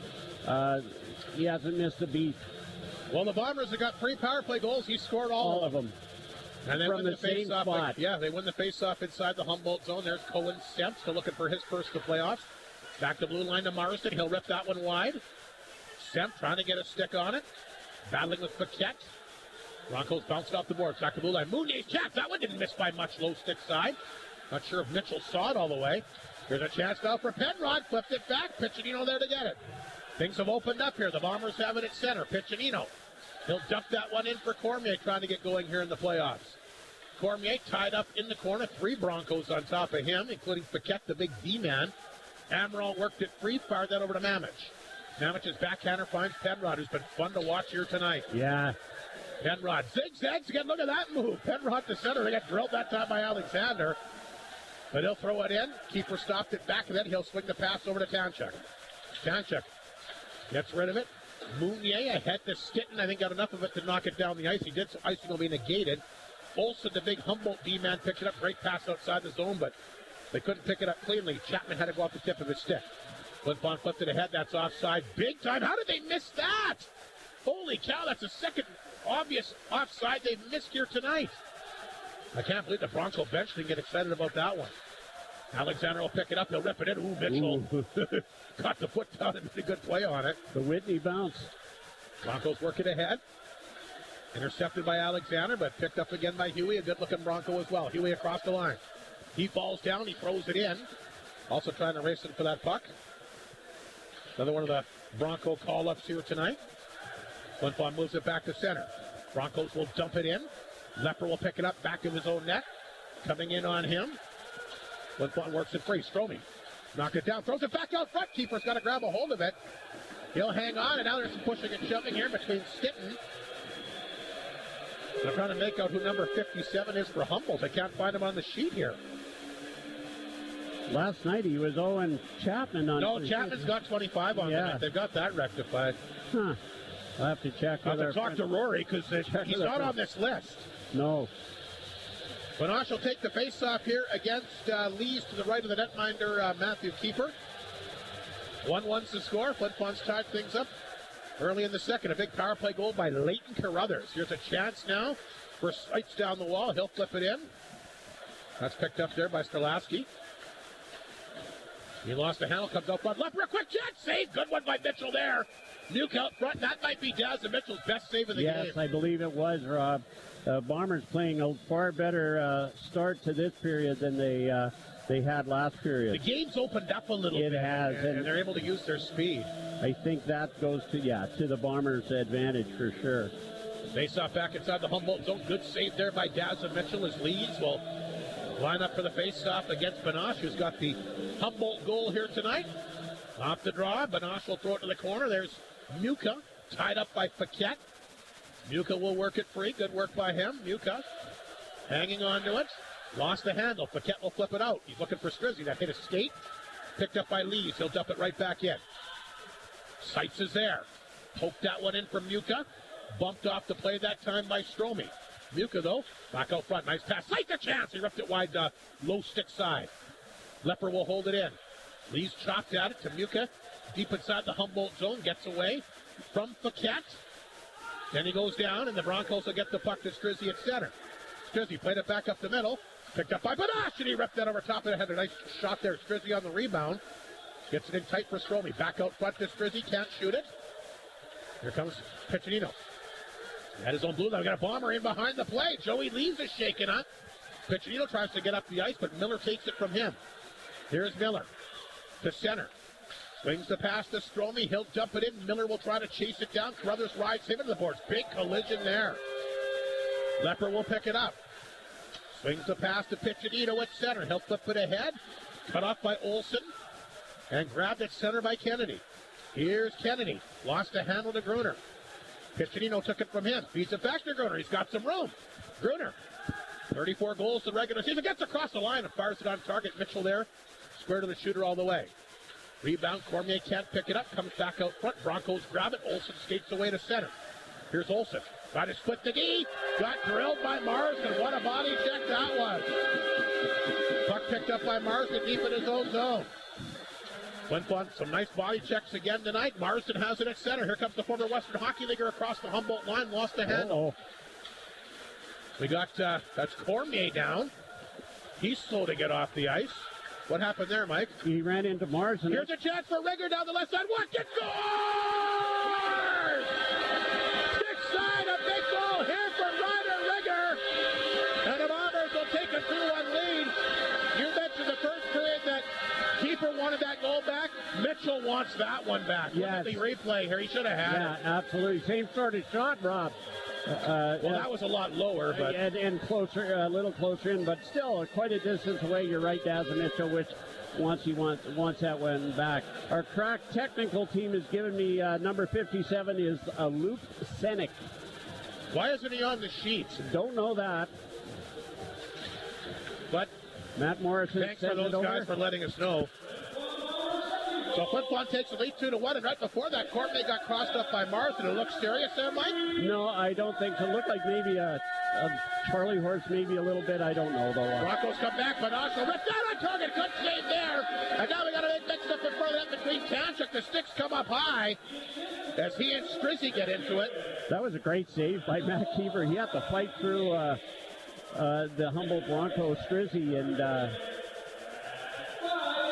didn't get the assist. We'll get him off the score sheet with a 2-1 Flin Flon lead.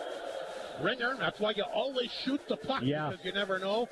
He gets his second in as many games, and he had 4 points last night. He's got a goal tonight. Paquette is having a conversation with the referee about something. I think that the stick got up on Strizzy. Face off between Stitton and Banache to the left of the goaltender Matthew Keeper. Flin Flon in front 2-1. The building is buzzing after the 2 goals by Flin Flon here in the second period. It was 1-0 Humboldt. Remember, after 1, they got the puck back out there. Strizzy, who's been a lot better here tonight. Humboldt will need him to get going. Throws it out front. Nice pass. Stromey knocked it down. Nice save. And a keeper there, and he'll reach up and grab that. But Jacob Strizzy has showed up here for game number 2. Yeah, here's a little activity after the play. That Ringer goal, guess who on the assist? Carruthers? Rhett Ewan. Oh, Ewan got the assist? Yep. So that's 4 points for him in 2 games. We do have penalties being handed out here. Banache and Jakubchuk are going to go off. Misconduct's being handed out both ways with 13:31 to go in the second period. Did you say misconduct? He said unsportsmanlike to both of them. Oh, yeah. Wow. Shots are now favored the Bombers 16-15 on the Ridge on Amos shot clock. Battleford up 3-0 on Weyburn going into the second period. One of the other two games happening tonight. Miller set for the face-off against Gruner. Off the draw. Puck picked up here by Hunks. Hunks to center. They'll drop it back to Lepper inside his own zone. Lepper takes a look. Now he's got some room. He'll take off the center. Luke Lepper across the line. Ripped it on target. Mitchell stopped that. Lepper been very aggressive jumping up with the play the last couple of games. He's pinned up back of the goal here by Paquette. The Bombers try to dig it free. It goes to the corner. That's Gruner. He's trying to tie it up. Gruner, of course, had a goal post earlier in the period. Piccinino can't knock his guy down. Broncos break 3 away to center, led by Kennedy, the veteran. Kennedy, backhand pass to Paquette, a little bit behind him, got held up. Here comes Lepper. It's a 2-on-1 with Gruner. Gruner, down the wing, shoots it. Good save, Mitchell. Perfect positioning. And Lepper a little bit slow getting that puck to him. I don't think he realized how much room they had. Yeah, absolutely. Yeah, those were just two-minute penalties, Rob. Unsportsmanlike, though. That was the signal. Yeah. So again, McDonald's out of town scoreboard. Battleford a 3-0 lead on Weyburn. They have to have this one tonight. They lost last night. The goal scorers, Getzlap, a pair of goals, and Seth Dragon, the former Laurent Ice Globe. Good player. Bombers win the draw. Liam Hunks walks in, shoots it. Oh, nice glove save by Gaza Mitchell there as he'll flash the leather. No score at the Palace at Melfort. They're just underway. Melfort winning game 1 5-2. The Ridge on Amos shot clock 10-3 this period for the Bombers. A complete turnaround and from the two Lefters. goals. And 2 goals, yeah.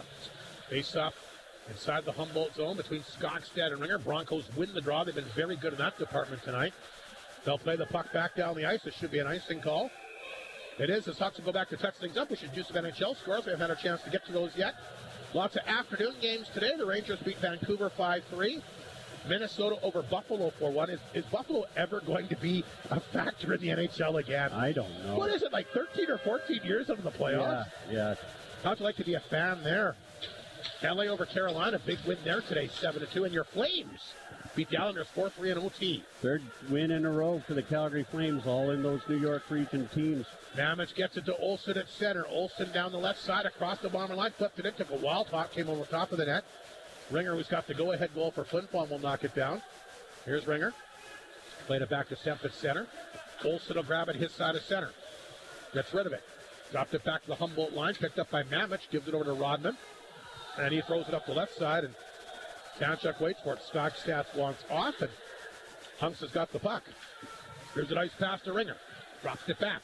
Cole Tanchuk in the right circle, looking for somewhere to go. Tanchuk has it. Back of the net. Cole Tanchuk.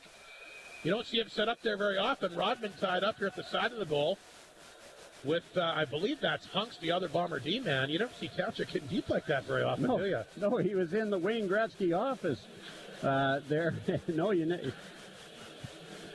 Other NHL scores, the Leafs lead National leads Toronto 3-2 in the third.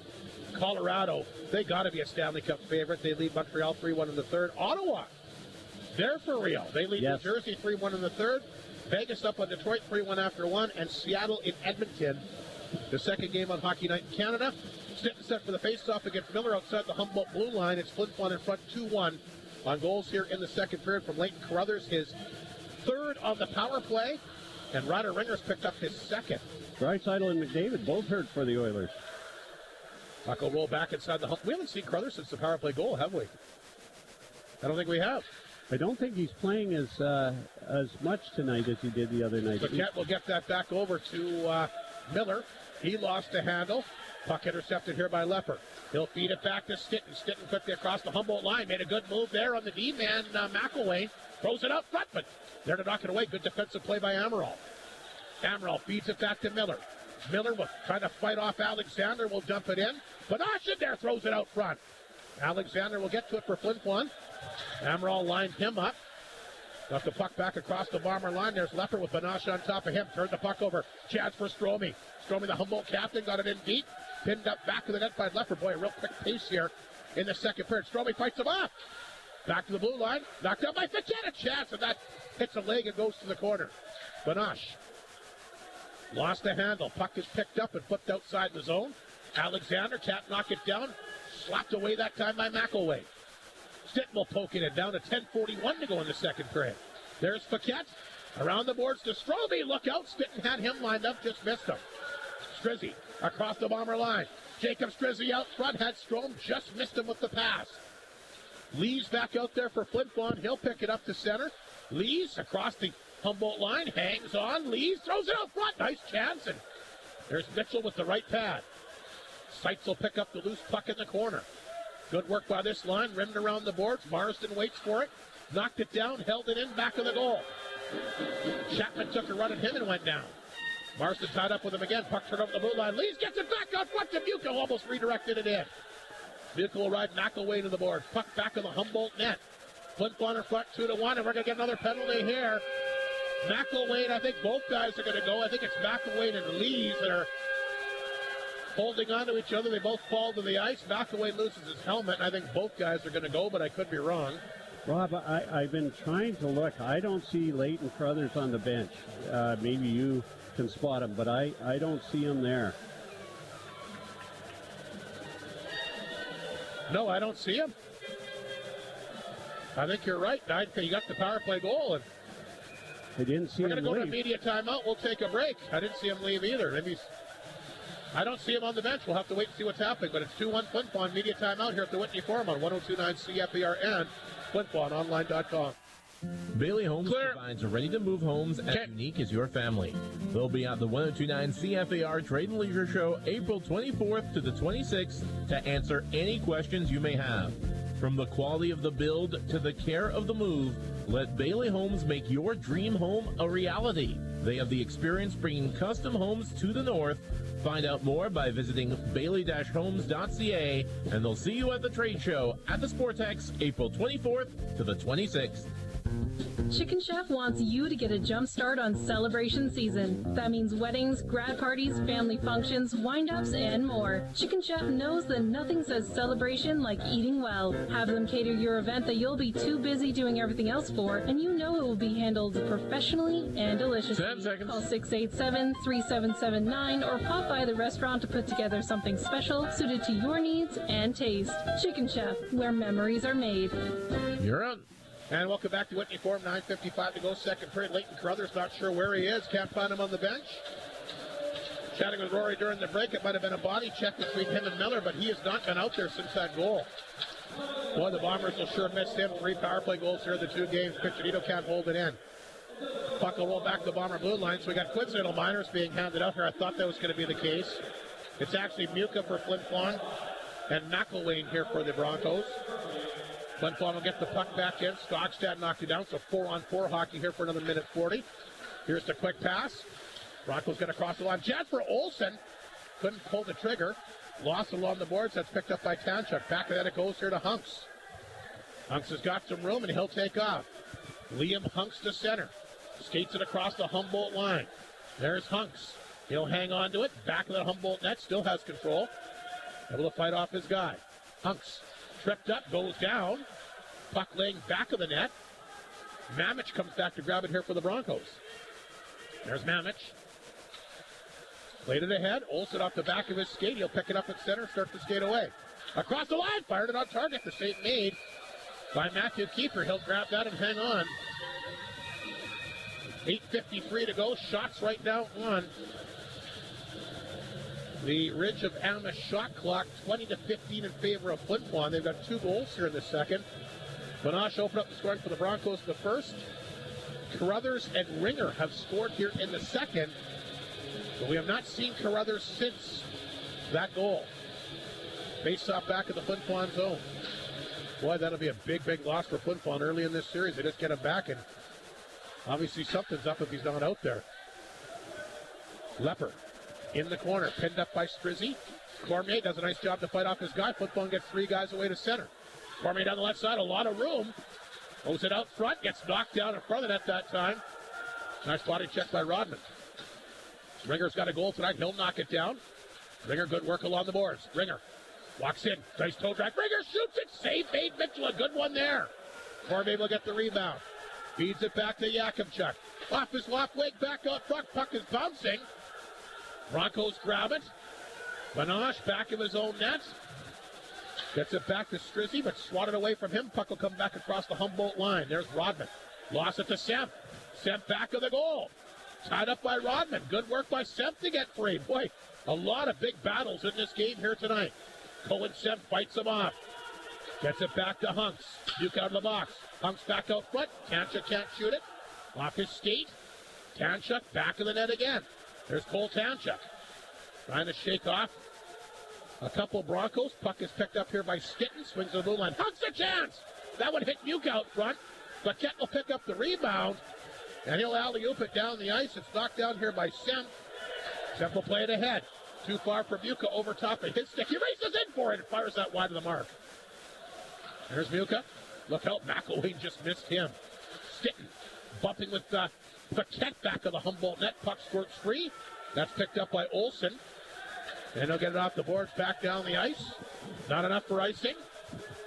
And back to pick it up is Mounier. Down to 7:06 to play second period. Oh, he had sights wide open, but he couldn't hit him with the pass. No. Far better period for the Flin Flon Bombers. Obviously with 2 goals, but they seem to be controlling the play. Only 4 shots, and Matt Keever's had to make a couple of good saves this period. 7:02 to go, 22-16 overall right now for Flin Flon, and a 2-1 lead on goals by Carruthers and Ringer here in the second period. Kennedy to take the draw here against Joey Lees to the right of the netminder, Matthew Keeper. Off the face-off, Mounier tied up, puck grabbed by Muka. He gets hit hard that time by Penrod. Olsen, he'll dump it back in. Keeper stopped that back up. What a war we got going on out there tonight. Yeah. Boy, playoffs absolutely jacked up here. Both these teams going at each other hard here. Game 2 of this SJHL quarterfinal. Muka gets it free, gets down the right side, then he gets knocked down. And I got more penalties coming up here. Sights looks like he might be high stick. He took a high stick, I think, Rob. Yeah, another penalty against the Broncos. Yep, I high think stick. Penrod's going to the wrong penalty box. Anyway, he'll go off, and it'll be the third power play of the night for Flin Flon. I was going to say, I think Penrod is playing just a fantastic hockey game. I know he didn't want to take that penalty, but he plays with an edge, and he's all over the ice. And there was a play a little while ago. He was just bobbing in and out of everybody. He's a great stick handler, good skater, and as I say, he plays with an edge. So the power play will not have Carruthers on it. He's got all 3 power play goals in this series. Gruner, Lepper, Ewan, as well as Ringer and Hunks will come out there for the power play. It's the third of the night for Flin Flon. They're 1 for 2. Hunks in the blue line. Feeds it over to Lepper. Back up front. There's a quick chance ripped over top of the net that time by Gruner. Gruner's had a lot of good chances in these 2 games, but has not been able to solve Gaza Mitchell. There's a big hit in the corner again. Another penalty coming up against Humboldt. Lepper walks in, ripped out over top of the net. 5-on-3 coming up. Keeper makes his way to the box for the extra attacker. I'm not sure what the next penalty is going to be for Mike Slip. I don't know. Did you see it? I did not. It was in that corner. I couldn't see. I just heard the crowd react to it. Yeah. Again. So 5-on-3 is coming up here. For 1:30, of course, barring another call. Charging penalty is going to be called, and it's going to go to McElwain, the defenseman, who does not like the call, obviously. Boy, it's a great chance for Flin Flon here, Mike. Yeah, this is really big. But missing Leighton Carruthers. They got to get another body in front of the net like Leighton was doing. Bombers win the draw. Comes back to blue line to Hunks. There's Ringer. Back up front, nice pass. Lepper shoots again, it's wide. Boy, they're having a hard time hitting the net here tonight. Body's flying all over. Broncos work it free, down the ice it goes. Keeper out to play it. Hunks will come back to get it. 1:14 in the first penalty, 1:42 in the second. Here comes Hunks to center. Hunks across the line. He'll bring it in deep. Liam Hunks feeds it back to Lepper. Back to Hunks again. Semp open, that's where they go on the right side. Feeds it back to Lepper. The one-timer! Oh, good stick save that time by Gaza Mitchell. He's making some big saves here in this second period to keep his team in it. Hunks will dig it free. Back out front, Gruner the one-timer. Save made again. Mitchell got his right arm on that. Gruner didn't get a lot of wood on it, but he still put it in a good spot. 40 seconds in the first penalty. Top of the right circle for Gruner. Feeds it back to Hunks.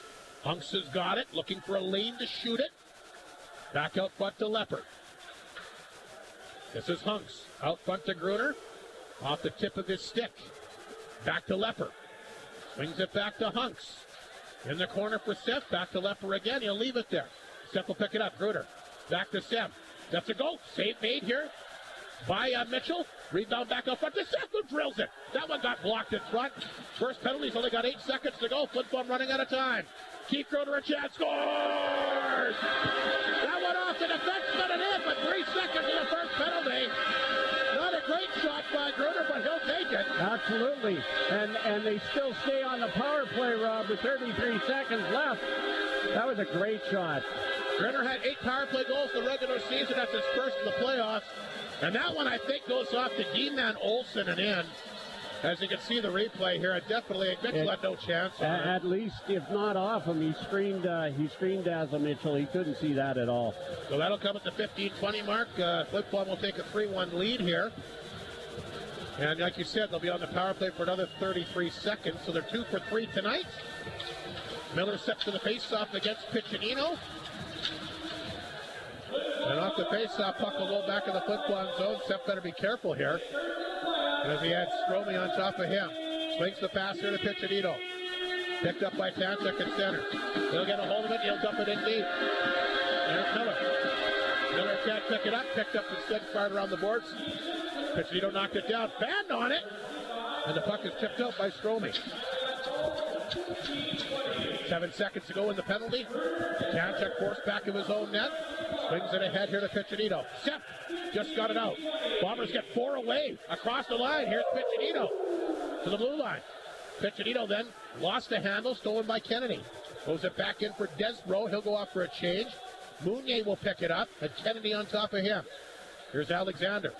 Flipped it back down the ice. It'll be an icing call against the Bombers.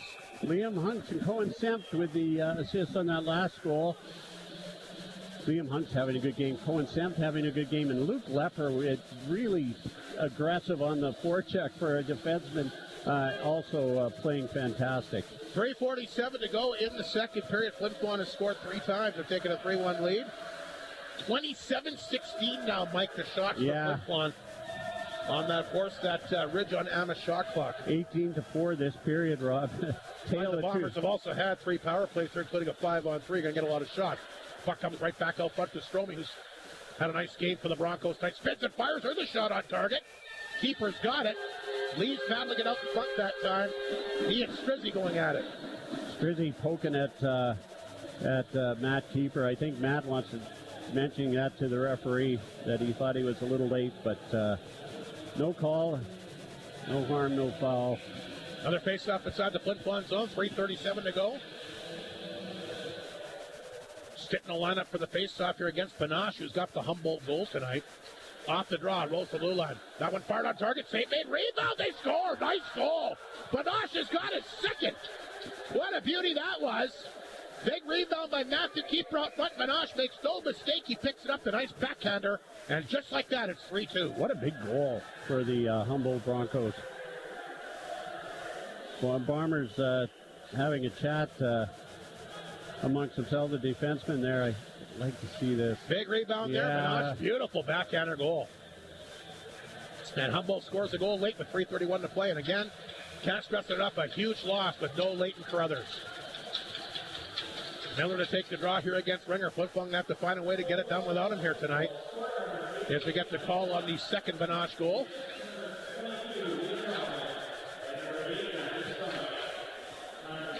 So Rodman will get 1 assist. I missed the second one, but we'll get it. Humboldt right back in it, though, at 3-2. Here's Skogstad. Slaps at it back inside the Flin Flon zone. Yakubchuk is there.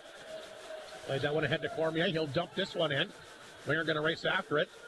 Icing is waved off. Semp followed in. Fired that one wide of the mark. There's Skogstad. Oh, Cormier with a huge hit. Puck comes back to center. Picked up by Kennedy of the Broncos. He's across the line. That is offside. They caught that one. 2:51 to go in this second period, and it's been, I think, a lot more entertaining period than we saw the first. A little bit more tight checking, got as many chances. A lot of freewheeling hockey here in the second period. Jindersley's taking a 1-0 lead on Melfort in the opening period, and Weyburn has scored. It's now 3-1 North Stars in the second. The 2 other games in the SJHL. Melville Yorkton won't play again until tomorrow. Here's Lees to center. Hammers it inside the Humboldt zone. Piccinino racing after it. Got to pin it up along the boards. He's tied up by Rodman. Broncos work it free. Mamich at center will get a hold of it and tip it back inside the Flin Flon zone. There's Mounier after it. Bumped off the play. I think that goal gave Humboldt a bit of life. Yes. Puck will come out. Goes back to the Humboldt line, but quickly Amaral will get it back. Knocked away from him. Morrison's got the puck pinned up along the boards. Boy, he's got a big foot down there to get that wedged up there. Down, Mamich going at him, and so is Amaral. And Morrison might be shaken up here. Look out, we got bodies flying all over the place. Holy cow. What a kerfluffle right below our broadcast location. Rodman getting into it, Mounier. Lees is in there. Mamich has got him. Amaral. Penrod and Mamich have leads. Rodman wants to go at Mounier. They want each other. It is heating up here in the second period. 2:15 to go. Another helmet comes flying off as Marsden grabs a hold of his guy and rips the helmet off of Amaral. Marsden's got two guys on him. Mamich just punching freely at Marsden. Marsden holding two of them off. I think you could put almost everybody on the ice in the penalty box. Yeah, I think you're right. This will be interesting. It's going to take a minute. Mounier's off, Gruner's off. It might be a Humboldt power play here. They're certainly due for one. Yeah. 2:15 to go. Flin Flon had that 5-on-3 moments ago and were able to score. That's the go-ahead goal right now. I don't know how Penrod doesn't get a penalty on this, and Mamich. Rodman's in there. He was the one that kind of started everything, but two Bombers in there. Mounier definitely got a penalty for rip. You can't rip the helmet off a guy and not expect to get a penalty. Yeah, two of the Broncos helmets are off. So I know they're always going to call that. Anyway, they're sorting it out downstairs. You know, it's funny, Rob. I watched that former trainer go and whisper in Mike Reagan's ear, and that's when I started looking for Leighton Carruthers, and he's not there. No.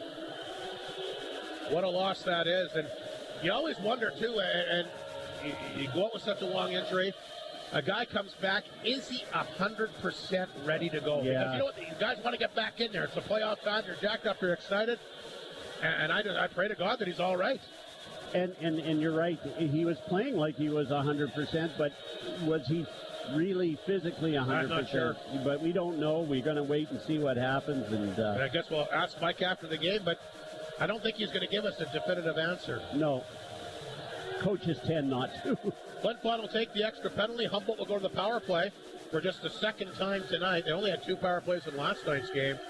Great chance for them, though. They got some life with that goal by Banoche, who's had a nice night. He's got both Humboldt markers here tonight. Mike Reagan doesn't agree, and I kind of agree with Mike on this. I mean, Penrod and Mamich were all over Marsden. Like I said, you could have thrown almost anybody on the ice. I think you could have thrown them all in the box, like you said. They were going at each other steady down there. So. And again, when Mounier ripped the helmet off that guy, I knew he was going to get a penalty. You can't do that. No. So 2:15 to go. Humboldt on the power play. We'll see if they can tie things up here late in the second period as Miller will take the faceoff against Ryder Ringer. Off the draw, that's Yakimchuk pinned up along the board. Panache has got the hot hand. You know he's going to be out there. Mamich in there as well. Played along the board, slice to the blue line. Paquette knocked it down. Back to Strizzy. He'll be a key as well. One of the top offensive players in the entire league. This is Mamich. Dropped it back to Paquette. Strizzy's got it. Takes a look, hangs on, feeds it back to Paquette. That one blocked by Ringer. Knocked down by Piccinino. He'll get a hold of it. And I think he grabbed it in his hand and tossed it ahead, and you can't do that. Is he going to get a penalty here? I think he is. Delay a game penalty going to be called against Piccinino. What a break here for the Broncos. I'd love to see the replay on this. Mike Reagan, livid. Delay a game penalty called against Piccinino. A 5-on-3 for the Broncos. A great chance to tie up this game. Did it go over the glass? But it's got to go over the glass in. I don't know. I thought he grabbed it and maybe he tossed it. You can't. I think you can't pull. I think a full hand on the maybe puck. That's it, Rob. Maybe. Yeah, handling the puck. He hung on to it. You can't do that. Here's Kennedy at the blue line. Back out front. They jammed that one out front to Mamich. You got a piece of it, but couldn't knock it down cleanly. Miller, just holds it at the blue line. Feeds that one back over to Kennedy. For Strizzy, back out to Kennedy. Kennedy's got it. He'll take his time. Back to Miller. Miller floats back to the blue line. Sends it back out front. That's picked up by Banoche. 2 goals already tonight. Makes his way back to the blue line again. Just kind of holds it in. Banoche drops it back. Strizzy the chance. Rebound. Puck is loose. The Broncos thought they had it, but it stays out. Somehow, Yakimchuk can't clear it. Kennedy knocked it down the blue line. Back out front to Miller. 42 seconds remaining in the first penalty. Miller circles the blue line for Strizzy. Strizzy will work it back out front. Hangs on, shoots it. That got blocked again. Banash will pick it up. Back out front this time to Kennedy. Along the boards to Miller. Miller has it. He'll circle back to the line. Miller hangs on. Swings that pass. Picked up here by Kennedy. Back out front to Banash. To the blue line. Back out front to one-timer. Good save. Rebound. Couple big saves there by keeper. 30 seconds remaining in the period. Mike Slip. 15 seconds the first penalty. 44 seconds the second. And boy, you talk about gut-wrenching hockey here late in the frame. You've got it. MVP, Matt Keeper showing why that is on that. He's got to be strong here on the. They got to win this face-off. Banash set for the draw against Sepp. Like we said, 15 seconds to the first penalty. That'll be the first key. Then try to get out of the period if you can. Flin Flon clinging to a 3-2 lead. Banash against Sepp. Once again deep in the Flin Flon zone. Great work by Sepp, but he can't clear it out. Paquette will hold it in. Feeds it back to Miller. Miller shoots it. Good save that time off the pad that time of keeper and out. 7 seconds in the first penalty. Tanchuk and Yakimchuk, they're changing them now. They were out there for a long time. Sempton and Yakimchuk going off. Ringer will come out there. Good face-off, man. So Ringer, Tanchuk, and Leffer. You can hear Mike Regan yelling about the 7 seconds left on the clock as Banash will take the face-off against Ringer. Face-off to the left of Matthew Keeper. And here we go again. Well, the puck did get dropped that time, but I think they say that Ringer moved too quickly. So they'll blow that down. And they'll have to do it again. Big face-off here between Ringer and Banash. Off the draw. Bombers win the face-off. They can't get it out. Nice job by Miller to hold it in. The Broncos shake it up there. There's a chance. There's fired on target. Save made. Puck picked up by Tanta. Schroeder on the box. Here comes Mitchell racing out after it. And they blew the play down. What? How? I don't know. There's still a penalty up on the board. Boy, did they ever blow this call. Offside? Why was this blown down? Was this offside, I wonder? Well, how's it offside? They're killing a penalty. He dumped it down the ice and he raced on. No, they're calling it an icing. There's still 23 seconds left there. I don't know. I don't understand this. This is crazy. These guys have missed so many calls tonight. It's not, the linesmen have been terrible tonight. Let's call the spade a spade, Mike. They've missed 3 blatant icing, 3 blatant offsides. And how did they screw this up? I don't know what this is. It's very weird. Banash against Gruner back inside the Flin Flon zone. There's 23 seconds left on the second penalty. Off the draw, the puck is picked up here by Ringer. Do they think it's the old days and a 2-line pass? He'll dump it down the ice. I'm surprised he didn't call that. Puck is picked up here by Paquette. That's going to do it for the end of the second. Fred, I don't know what the heck happened there. Well, boy, you want to talk about an interesting second period. Yeah, very. The Bombers score 3 goals. They lose Leighton Carruthers. Broncos battle back, and we've had 2 5-on-3s. Yeah, crazy. We'll take a break and try and catch our breaths here tonight. Flin Flon leads at 3-2. 14 seconds remaining in the last Humboldt power play when we come up for the third. But what a game tonight. Flin Flon leads at 3-2 on 102.9 CFAR and FlinFlonOnline.com. Clear. There's always delicious food items to try out at your local McDonald's at the Flin Flon Walmart location. Brand new to the menu include the cheesy jalapeno bacon quarter pounder, the smoky maple bacon breakfast sandwiches. How about something just in time with summer on the horizon? Tropical and watermelon lime fruit splashers and the peach passion smoothie. And how about another brand new menu item, the cinnamon swirl. Try one today. A buttery brioche roll swirled with cinnamon filling and topped with delicious cream cheese. Brand new with the classic cinnamon taste. Your McDonald's location at Walmart, once again offering curbside pickup, so don't forget to download the app, collect McDonald's rewards for free food, sit and relax in the comfort of your own vehicle, and await your order. McDonald's wishes the Flin Flon Bombers all the best through this year's playoff run. There are many reasons to get new furniture, but if you need some help convincing yourself, Creighton Furniture is there to show you some new and interesting items that may just scream you. Furniture is the backdrop to our lives, for sitting and sleeping, but also to express our sense of style. And as our needs change, so should our furniture. You can stop teasing yourself with pictures of someone else's stuff. Drop into Creighton Furniture today and get some drool-worthy pieces of your own. They're here, they're local, affordable, and they have it all. Creighton Furniture, make it your first stop.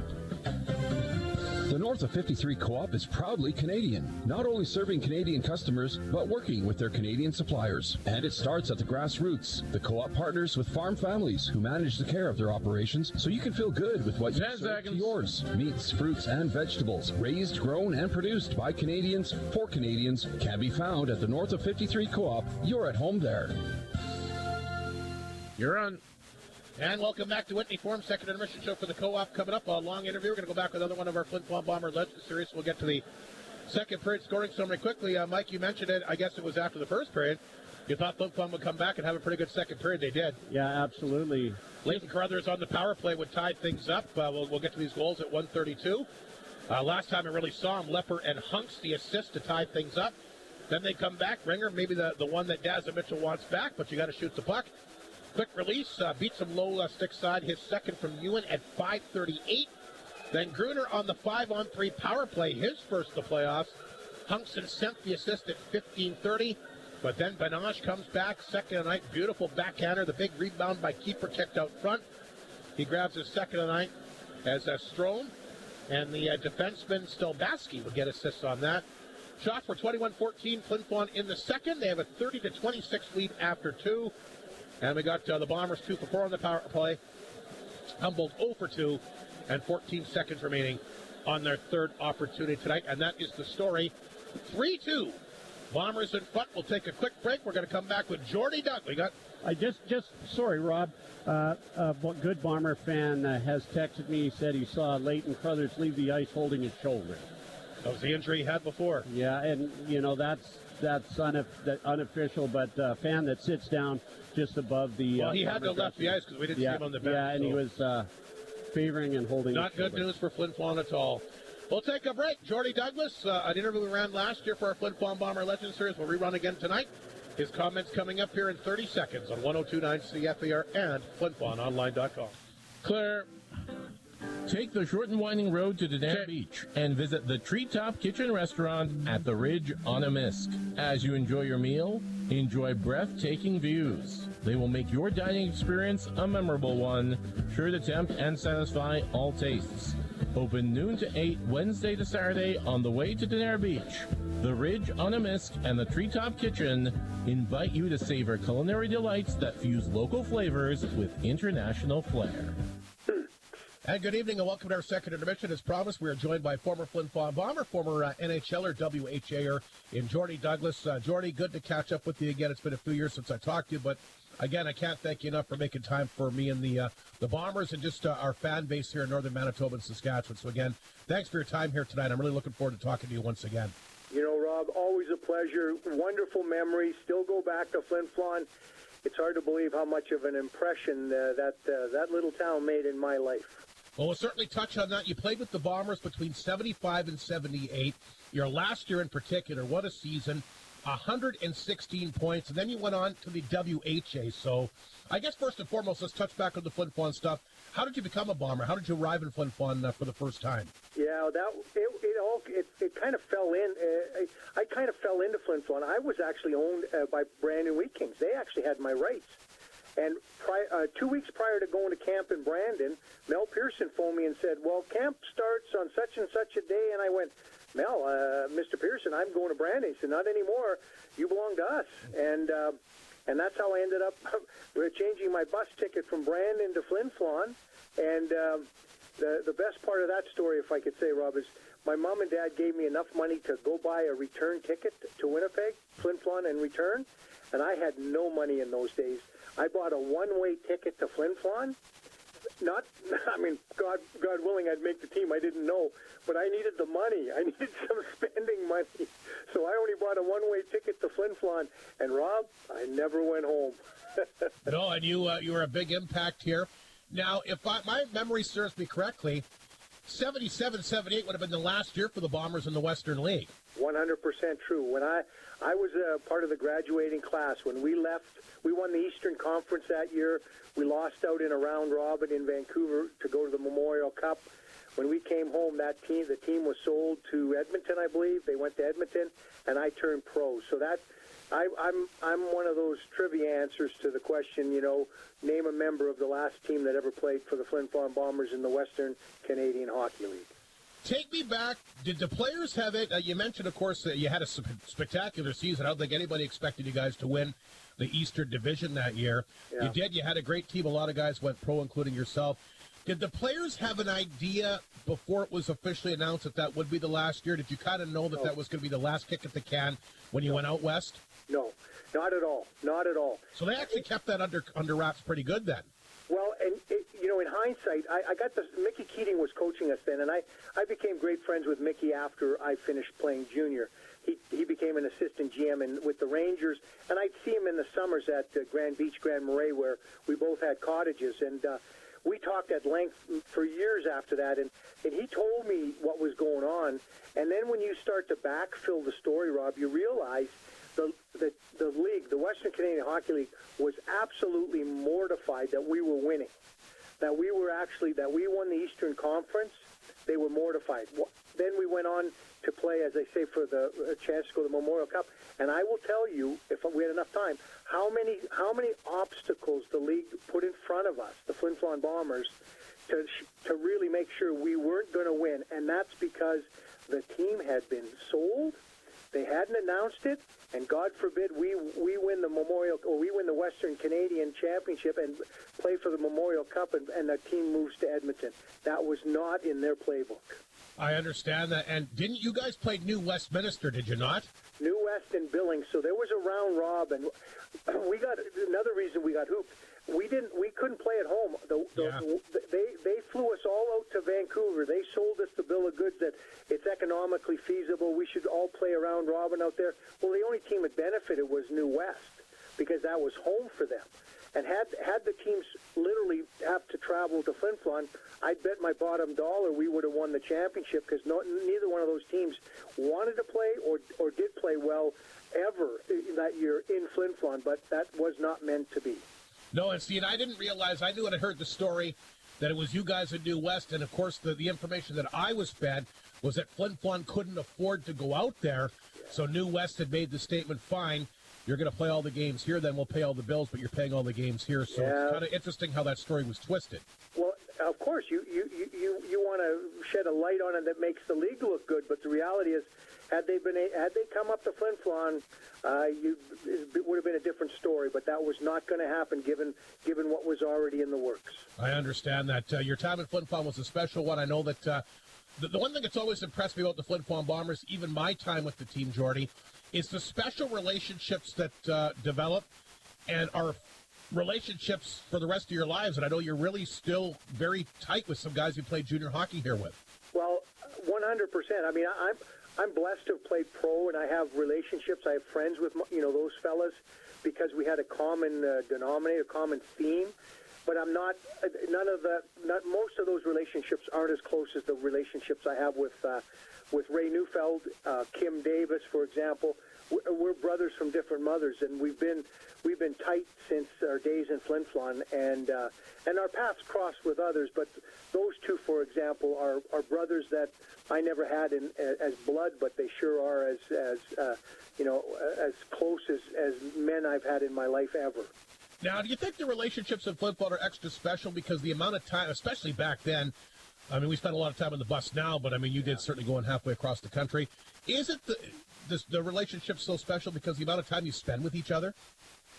Yeah, I wouldn't disagree with that. I would say sure that traveling and there's a team building component together on the road. You hear that often, but I'm going to spin it even more that it's the common denominator of Flin Flon.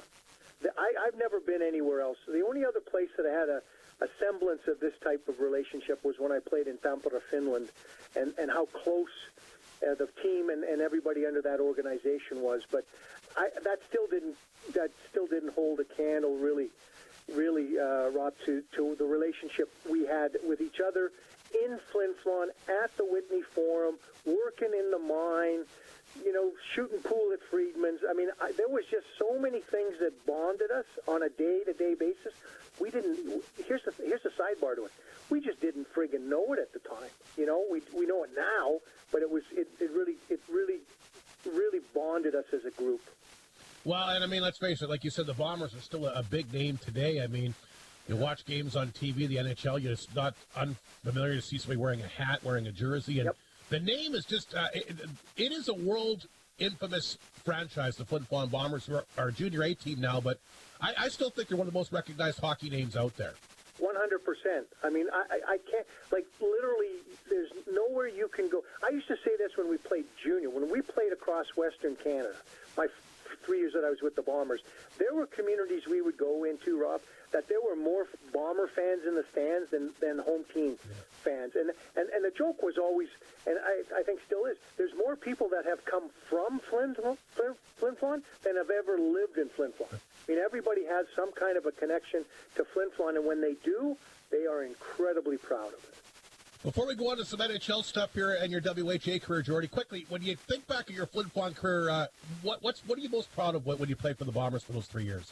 Well, I'm most proud of the fact that by the time I left Flin Flon and ever since, I've been mistaken for actually having been born and raised in Flin Flon, and that is the biggest compliment I've ever been paid. When people around me have said, "Oh, well, you're from Flin Flon, right? You were born in Flin Flon."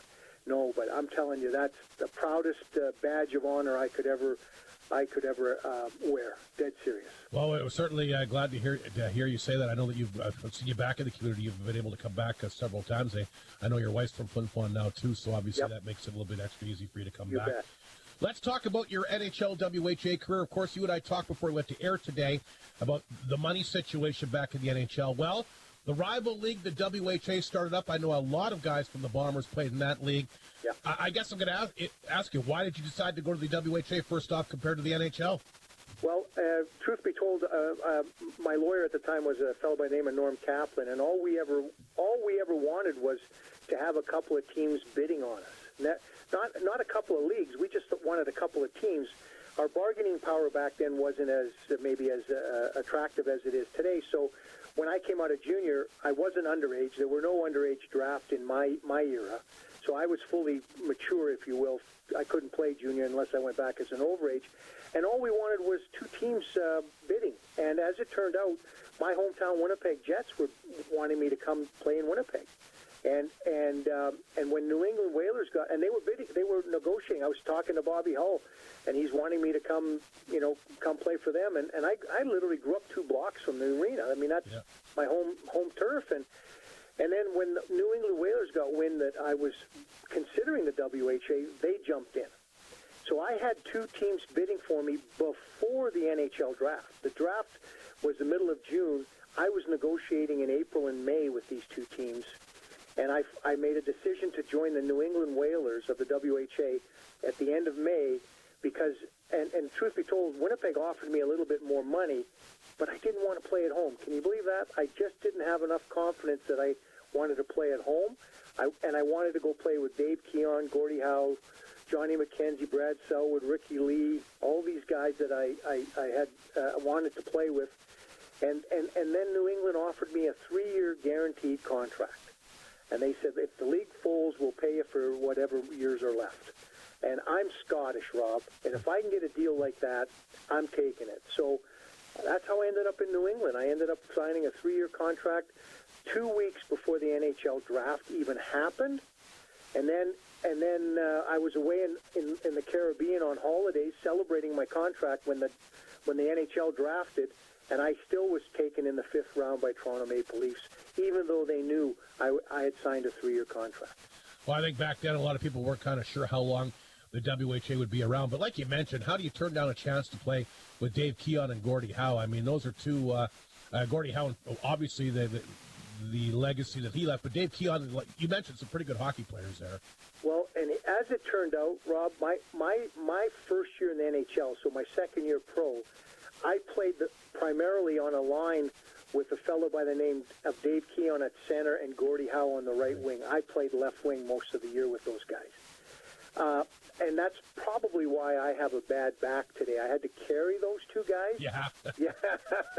It was a dream come true, but Rob, at the time, they were just my teammates. We just all did what we had to do to compete. And I look back now, and friends talk to me and say, well, you played with this guy and that guy. And, yeah, then I kind of get overwhelmed. But I was very, very blessed to play in an organization with that many Hall of Famers. Well, and you got the advantage. You got to play in both leagues. 3 minutes. It's a big expansion.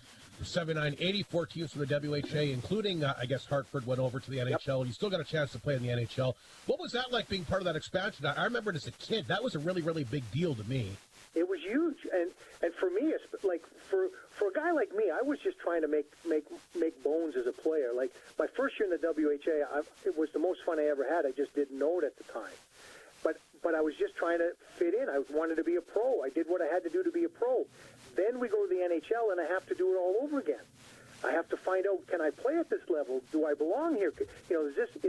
Can I do this? So for my first, yeah, you're on.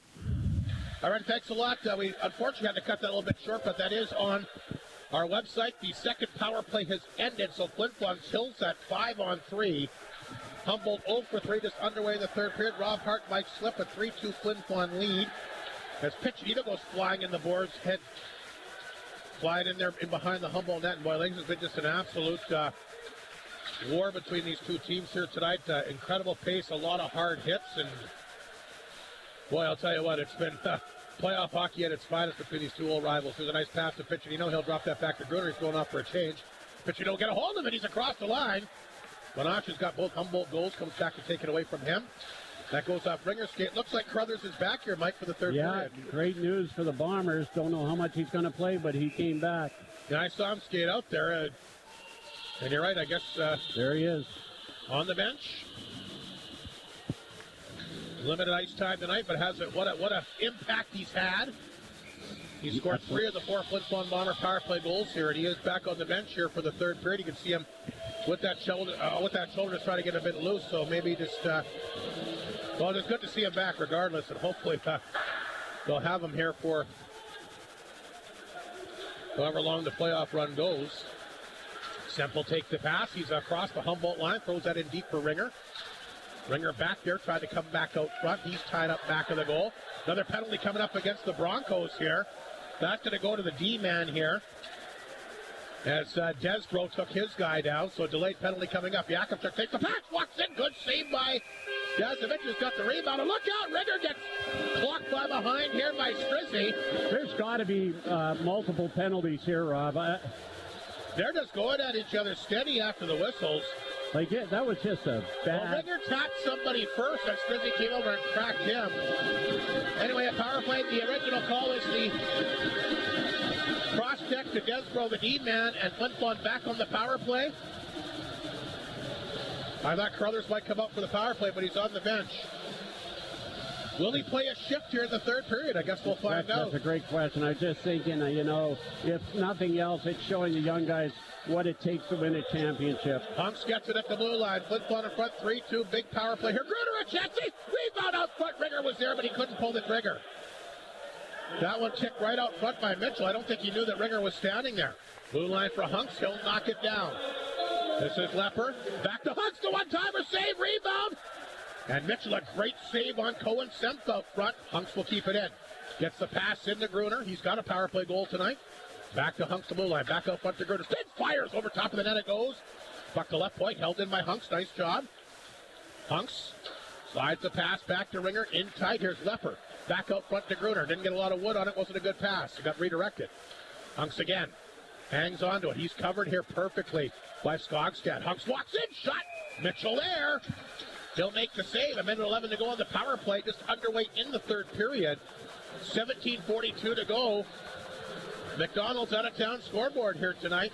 The Battleford Stars, a 4-1 lead on the Weyburn Red Wings, leading that one tonight. That's late in the second period. Kinnersley continues to lead Melfort 1-0 in the second. 3-2 Flin Flon in front here on the power play. Back to Liam Hunks. Hunks again, top of left circle for Lepper. Spins, fires, save made, a big rebound picked up by Stromey. Off the boards and down the ice. So the rebounds have been there, but the Bombers have not been able to jump on one. Lepper will get it back at center. Here's Luke Lepper. He'll bring the puck in. Lepper throws it in. Puck got tangled up in the back of that. They'll blow that down. 47 seconds to go in the penalty. And 17-18 just underway in the third. What a game tonight. Shots 36-26 Flin Flon. But boy, this has been as harsh a battle as I've witnessed in a long time. Yeah, I think the story with Leighton Crothers is being told, not going out there for the power play. But he's on the bench, and that's a positive. May not be tonight, we'll have to see, but... Lees against Skogstad. Bombers work it free. Nice job by Cormier. Piccinino, a little bit of room. Thought about shooting it. Strobey cut him off. Gets it back to Tanchuk. Feeds it back. Got to Lees. A chance. That one got blocked in front. Hit Muka. Rebound picked up by Stromey. Another broken stick out there with Skogstad. He'll go off, and Tanchuk will pick up the puck back of his net with 26 seconds to go in the power play. He'll swing the pass to Lees.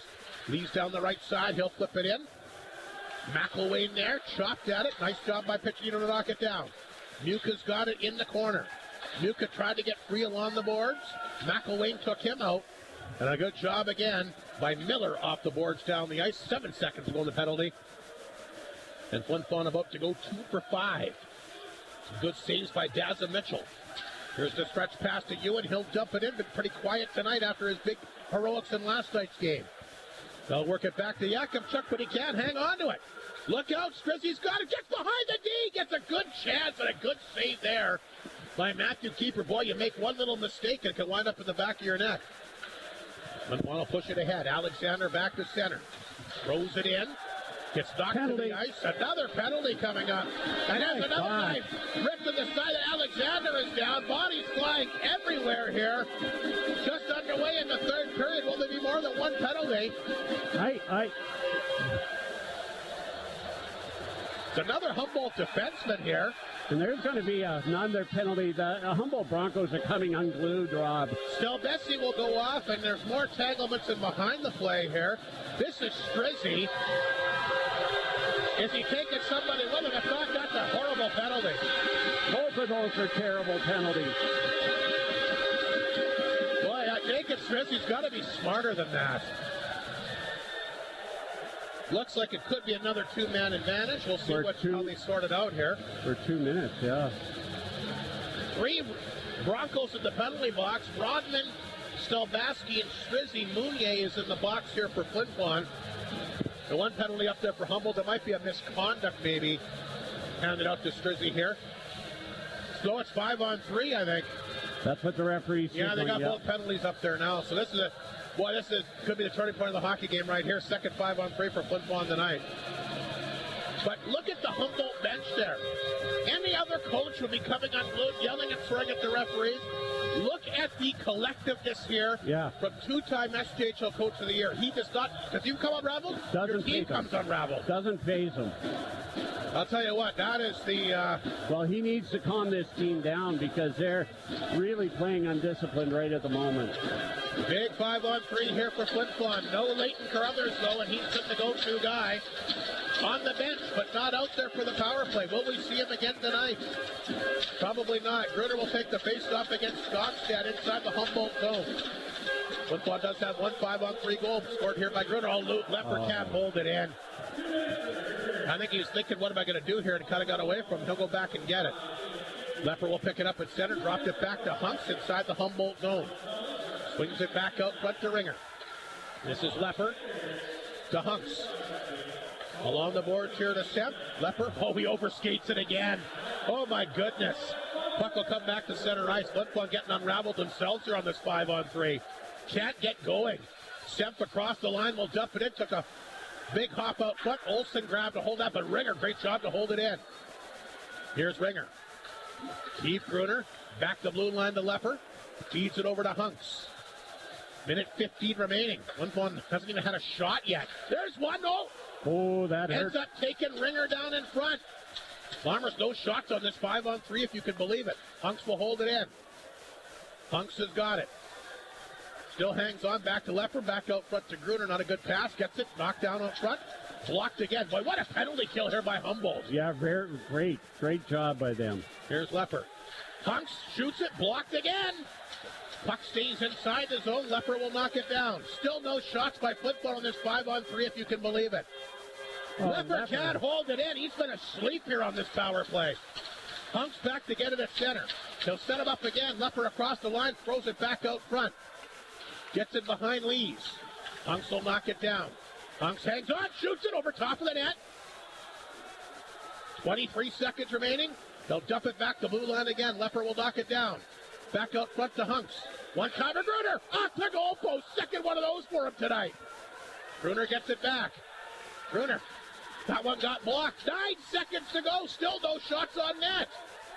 Here's Hunks. Back out front. Passes behind Gruner. Can you believe it? Power plays are over.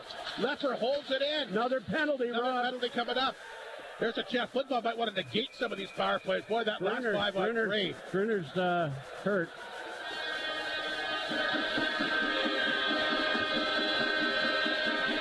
Rob, I got a question for you. Why aren't we seeing Carter Cormier on the power play? I don't know. We talked about that throughout the year. But Kent got the penalty. It's a boarding call. 13:53. I don't know. We've discussed that. You'd have to ask Mike that question. He's tied for power play goals. I don't think I've seen him out on a power play. And yet again, he's not coming out now. 13:53. That last power play could not get going. I don't know, 5-on-3, did they look a little bit nervous too? The Bombers called the timeout. Like, what was your take on it? Yeah, Luke Lepper, 3 pucks went through his stick, so maybe that was it. He's usually so sure-handed. Yeah, Lepper just didn't look like he just was really struggling out there. Yeah, just one of those things, I think. So Flin Flon. My interest is Keith Gruner. He went off. Not feeling great. We'll have to see what happens there. The Bombers are 2 for 7 on the power play in this game. Humboldt is 0 for 3. 2 5-on-3s for Flin Flon. They didn't connect the first time. But boy, that's going to be a big confidence boost here for the Broncos. And you'd like to think that they're probably going to get a few power plays in their favor to even out a little bit, would they not? Yeah. Flin Flon needs to get something going here. Keith Gruner's hand, I think, Robbie. He looks like he's in quite a bit of pain on the bench. He's got an ice pack. Yeah, I see him there. That'd be another huge loss. You know, it's funny, Mike Reagan talked about the injuries before the game, and things can change so quickly. He's up. It looks like it's his wrist that he's hanging on to.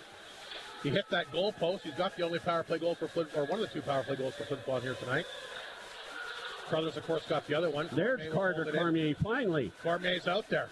Dropped it back to Tanchik, but he lost the handle. Picked up here by Stromey. He cuts across the Bomber line. Lee's back to take care of him. Lee's in the corner. Lost the handle. Broncos throw it back out front. Grabbed here by Picciotto. 1:33 to go. And this power play looks anything but efficient right now, as they're back inside their own zone. Picciotto will take the pass. Inside the Humboldt line. Picciotto zigzags back to Buka. Buka, there's a chance. Good save that time by Mitchell. Saw it all the way. But at least it's a shot. Picciotto cuts it. He shoots it. That one got blocked. Puck is loose and sent outside the zone. 1:13 remaining in the power play. 13 minutes. There's Gruner right back out there. Thank goodness. Yeah, that's big news. Tanchuk forced back of his own net. Miller on top of him. Boy, you really got to give this Humboldt penalty killing crew a lot of credit, do you not? Boy, on that 5-on-3 was incredible. And the Bombers throw the puck away again. Amaral will steal it down the ice. Boy, the Humboldt penalty kill has been amazing. I mean, you can talk about Flin Flon not doing this and that, but there's a team out there trying to stop you as well. Yeah, absolutely. Ringer will take the pass. Cuts across the middle. That one got blocked. Picked up by Hunks. He's back across the line. He's knocked down by Desbro. Flin Flon can't hold it in. Back down the ice it goes. Great penalty killing continues. 31 seconds remaining. Keeper out to play. Better be careful. Amaral on him. Just got rid of it. Desbro intercepted at center, and he'll send it in. Ringer will pick it up. This power play looking very confused. Hunks loses the handle. Stripped right off his stick by Banoche. Already 2 for him tonight. Off the blocker, out of play. 12 seconds to go in the Flin Flon power play. Boy, they've really struggled here in this third period. How about that 5-on-3? How many shots were blocked? Pretty much every one. As you mentioned, I don't know if any of the shots got through to Dazzle. I thought they got one through, did they not? Maybe, but so many shots were blocked. Face off inside the Flin Flon zone. 12 seconds in the penalty. 12:05 in the game. Flin Flon leading at 3-2. Has had some great chances in the power play here in the third period, but have not been able to convert. Boy, how badly they missed Leighton Carruthers. Here's Piccinino to center. They'll get that ahead to Township. That got blocked and sent back inside the Flin Flon zone. Jakubchuk back off the boards. Power play is over. Flin Flon is 2 for 8 here tonight. Duke to center. Gets that one in deep here for Jakubchuk. Puck is hit along the boards. Picked up here by Strizzy. Strizzy skates away for Humboldt down the left side across the Bomber line. Township, nice job to knock it away from him. Muka, look out. He gets drilled. You figured that they blow the play down. He went down. He got hit hard. Muka really shaken up here. Boy, it's been very, very physical. Play continues. Hopefully Muka's okay as he'll make his way to the box. Lepper played that one ahead to Mamich. Grabbed here by Ewan. Moves it back across the line. Sitting after it. McElwain got there first. Broke it up. Got it off the glass. Back down the ice. It'll roll in on target. Save made here by keeper. What a war tonight, Mike Slip. Oh, my gosh. Yeah. Battle. Bodies dropping everywhere. We saw it last night. It all began with that big hit on Stromey, and there's been big hits both ways ever since. Yeah. This one, I believe, is a little more physical even, Rob. I think it probably is all the way around. Huey lost it to Ewan. Ewan will get a hold of it. He'll dump it in. 10:40 to go. Paquette in behind. Breaks his stick. Throws it in the corner. Puck picked up here by Kennedy. Rubbed along the boards by Ewan, but he keeps going. Kennedy, of course, had a lot of games in the SKHL, both Estevan and Yorkton before arriving in Humboldt. He's been a good pickup for the Broncos. Lepper will get it back here to center. That's picked up by Alexander. He'll dump it in.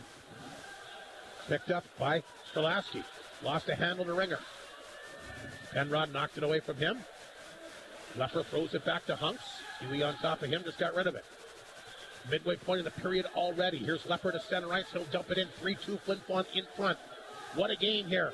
We knew it'd be tough and tight, and it's been exactly as it was billed.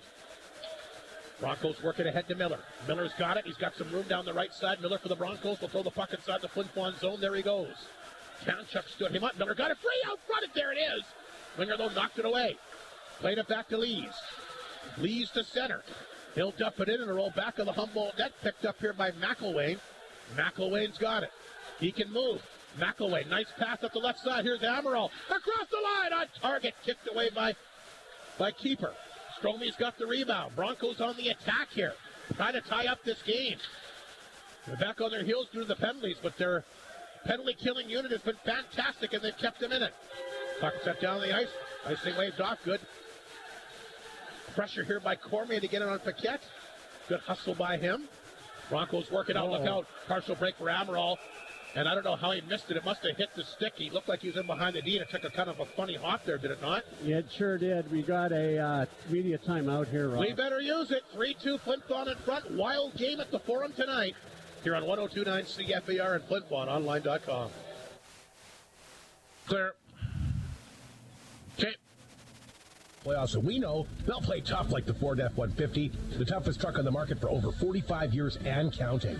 Northland Ford is helping the community cheer on the Bombers as they fight to bring a championship back home where it belongs, and will provide you with the best selection to choose from in the North for the North. Northland Ford, the dealership you tell your friends about. Hot honey. Huh? Me? Wait, who are you calling honey? The new hot honey chicken sandwich from KFC. That signature filet topped with 100% pure honey and chili peppers plus crispy jalapenos. Sweet with heat. So you see, when you were... 10 seconds. It was all a comedic misunderstanding. But there is no misunderstanding. The hot honey chicken sandwich from KFC is so good. You're on. Well, they got karaoke going here again. I'm not sure if they got much participation on, but they do. It's tough to tell. It's so loud in here, I can't make anything out. 3-2, Flin Flon leads at media timeout. Mike Slip, but boy, the Humboldt Bronco penalty killing unit, they've been up to stuff tonight and have kept them in it. How about the play of Dazza Mitchell? Making the saves they expect him to make, and he's been, like I said, a lot better game from him tonight. Yeah, absolutely. Might want the goal back against Ryder Ringer, but other than that, he made some really good saves there on those penalties. Sure did. Schroeder to take the face-off against Panache outside the Flin Flon blue line. A lot of help from his defense, too. Absolutely. And, of course, that one off the post didn't hurt either. Two goal posts for Keith Gruner tonight. Gruner hit a couple of posts last night. Broncos get the puck in deep. There's a chance. Just fired wide that time by Strizzy. Just missed. Paquette to center. Gets it back to Skogstad across the line. Lepper in there. Trying to get away from Strizzy. He'll rim it around the boards for Semp. Semp gets a stick on it. Played that one ahead to Cormier. A little bit behind him. It'll roll across the Humboldt line. There's Paquette. Jumped on it. Slapped it back down the ice. Icing against the Broncos. 8:26 to play. Third period. Shots. 37-28 Flin Flon on the Ridge on Amos shot clock. Two other games in the SJHL playoffs here tonight. Battleford leads Weyburn 4-1. That's now into the third period. And Melford's come back to take a 3-1 lead on Kindersley midway through the second. You knew that. No surprise there. Yeah. Stetton to take the face-off against Benache. She's got both the Bronco markers tonight. 8:26 to play the third period. Boy, that was kind of a funny drop by the linesman as well. Anyway, the Broncos get it to center. That's Strizzy. Knocked away, came back to center. Alexander can't get a stick on it. McElwain flipped it back in. They're offside. Blown down with 8:15 to go. By the way, Manitoba Junior Hockey League playoffs tonight. The Blizzard leading Neepawa late 4-1. Looking to even up that best-of-7 affair. The only game in the MJHL playoffs. The rest of the series will resume tomorrow. We got a face-off outside the Flin Flon blue line. Miller to take the draw here against Stitton. 8:15 to go. Flin Flon clinging to a 3-2 lead. Amaral and Ewan at each other here in the face-off circle. Referee comes over to separate those two guys. And Miller and Stitton will take the draw outside the blue line. Bombers win the draw. Puck is sent in by Alexander. Rodman back to get it. Ewan on top of him. Up the boards it goes. Broncos try the bounce pass to Miller. Broken up at center by Stitton. They'll flip it in for Ewan. Rodman back to get it. Ewan goes down hard back of the net. The puck is underneath him. That'll force a face-off inside the Humboldt zone. 7:51 to go, third period. Good crowd here again tonight. Yeah, nice crowd. They were a little quiet in that first period, Rob. You can't blame them. The Bombers didn't come out strong, but they sure picked it up here in the second and third. Bombers out shooting on the Ridge at Amos Lake. Shot clock 9-4 here in this period. 37-28 overall, been close. Gruner will dig it for the face-off here against Cade Kennedy. Bombers win the draw. Lepper at the blue line. That shot. The tip never made it to the front of that. Picciolino had a guy on him. Back of the net. Good work here by Gruner. Has the go-ahead goal here tonight. He's taken down hard. Back of the net. Tackled. Picciolino will work it back out front to Hunks. Hunks knocked it down on target. Oh, look out. That almost went in. Hit a couple of guys in front of Daz and Mitchell. Not sure if he got a real good look at it as there's a lot of traffic in front. Kennedy will work at the center. Here comes Cade Kennedy across the Bomber line. Stop, Dukes! Oh, didn't miss by much. He had keeper looking behind him there. Here's Lees back to center. Lees across the line, dropped it back. Ringer tried to throw it back out front, hit a leg. He'll get it to Hunks anyway. Hunks holds off, throws it out front. Off the toe that time of Mitchell. Lees wants off. Puck picked up back of the goal by Desbro. Ahead to Penrod. Back to center ice. This is Strizzy. Inside the Flin Flon zone. He'll rip that in deep. 6:53 to play. There's Hunks for the Bombers. Up the boards. Took a funny hop, but simple jump on it. Sent for Flin Flon. Across the line. Ripped that in deep. He gets taken down. Puck is loose. Broncos work it back. Good give and go. Here comes Strizzy. Strizzy across the line. Lost the handle to Ewan. Played it back to Ringer. Ringer's got Alexander. Ringer. Alexander take the pass. Rebounded. He can't get it to go. Made the move. I don't know if Mitchell got He did. He got it right pad on it. What a save by Daz and Mitchell. Ringer shaking up now as he heads off the ice. Stromey will pick it up. Stromey across the Bomber line. What a great pass that was to Alexander. Got it alone. And Daz and Mitchell absolutely robbed him. Here's a quick pass to Stitton up the left side. He's across the line. He'll throw it in. 6:05 remaining third period. Back of the net picked up, ripped around the boards by Stelvaski. Mounier got it back. Sent it over to Stitton. Can't get it across the line. Here's Skogstad. He'll flip it in. Keeper the Bomber netminder stopped it back of the goal. Around the boards it goes. Skogstad waited for it. He knocked it down. Played it back out front. Grabbed by Picciolino. Stretch pass for Lees. Lees to center. He'll dump it in. Mitchell grabbed it, left it back of the net. Bombers try to get the forecheck going. Nice job by Lees to knock it down. The blue line. Marston got a piece, but fell down. Broncos get 3 away. Here comes Skogstad. Dropped the pass back. Picked up by McElwain, and he'll rip that one this wide. They throw it back out front. Puck bouncing. Keeper down, and he'll reach up and grab it. McElwain the shot on the corner.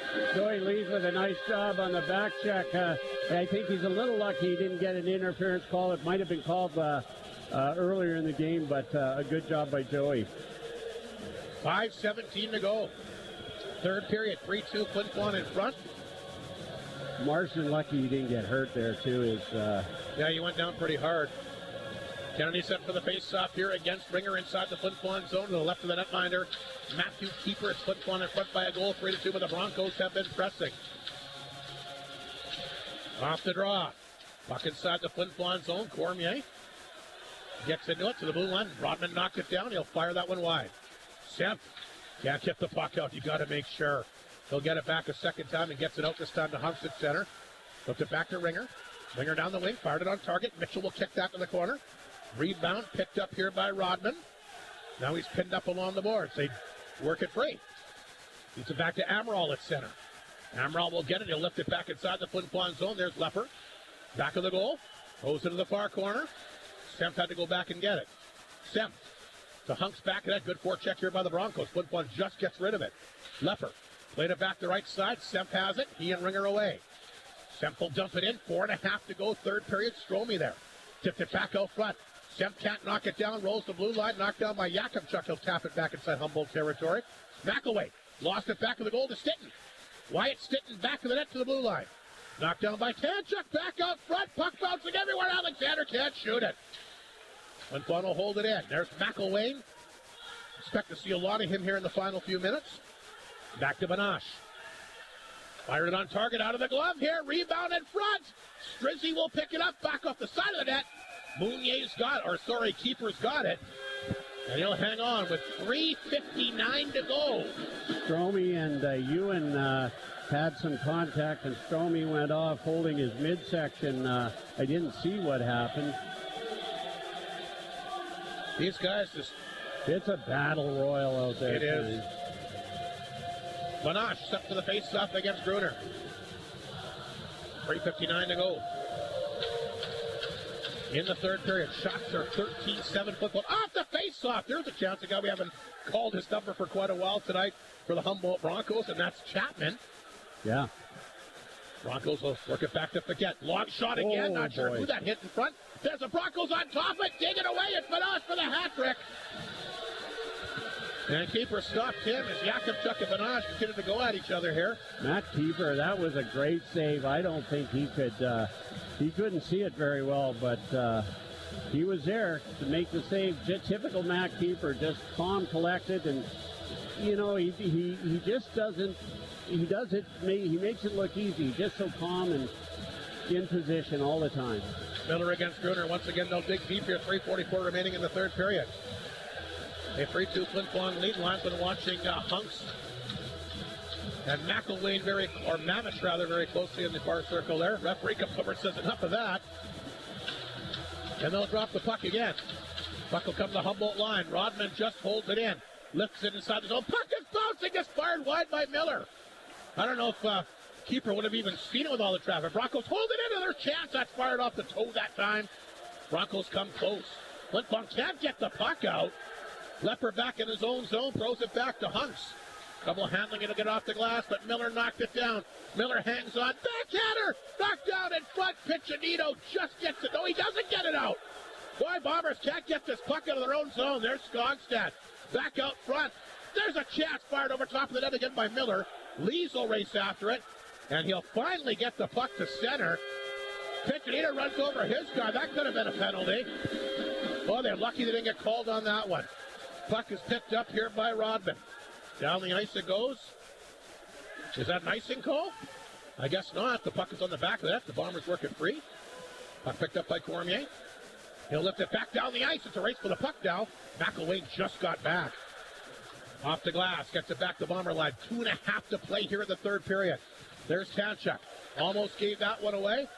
Flin Flon will get it back. They'll rip it in here for Cormier. Cormier is there along the boards. Trying to get the puck to settle down. Puck will roll outside the zone. Kennedy poked it back across the bomber line. Hunks gets it. Nice job to lift it back to center. Paquette got a stick on it. Poked away. Cormier can't get in on its own. McElwain takes it. Puck deflected inside the Flin Flon zone. Icing called. That shouldn't be. It hit a second stick.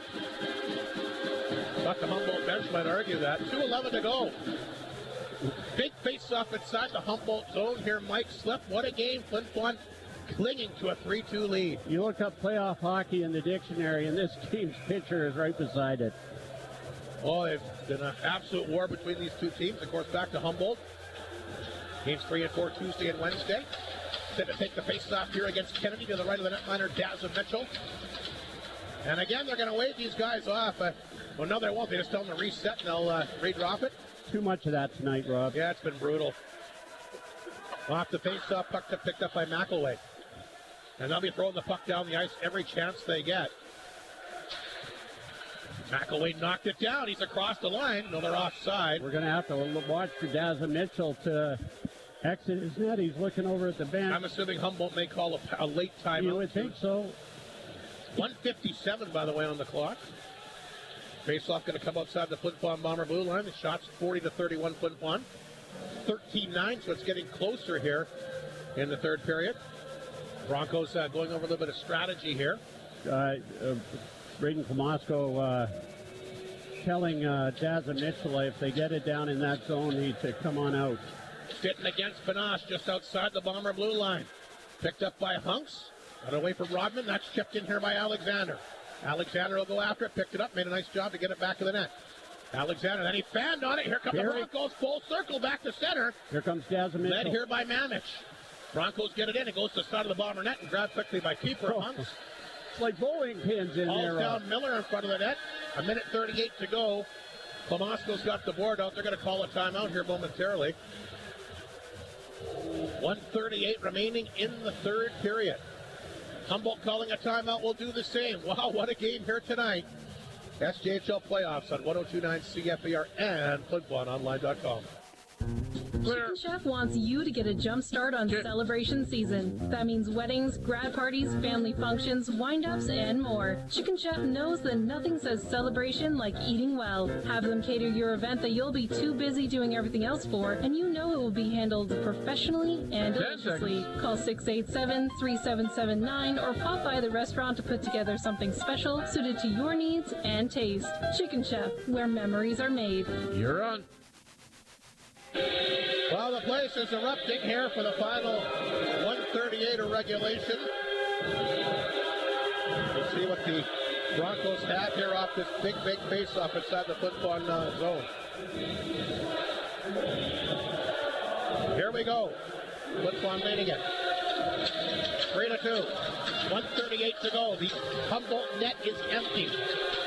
Panache, both Humboldt goals will come out for the face-off against Keith Gruner. Deep in the Flin Flon zone, to the left of the Bomber netminder, Matthew Keeper. Broncos win it. Back to McElwain. Back off, quick chance. Great save there by Keeper. Rebound picked up by Piccinino. He does the right thing. He'll dump it in. It won't be an icing, and McElwain will go back to get it. 1.5 minutes to go. He swings that pass to center. Tanchuk got a piece of it. Broncos will dump it right back in. Lepper there to get it. He'll have to be careful. Able to get it out. And a glove came to center. Here's McElwain. Played it back to Paquette. 1:13 to go. McElwain in his blue line. Played it back ahead. It's dumped in. There's a chance for Mamich. Races after it, trying to throw it out foot. Tanchuk got a piece of it. Broncos are trying to dig it free. They do. Picked up, ripped around the boards. McElwain waits for it at the right point. McElwain knocked it down. Fired it through traffic. Not sure what it hit. Piccinino. Can he get the puck out? Yes, he can. Bombers go for the empty net. It's going to go, and it's in. McElwain had a chance over top of his stick.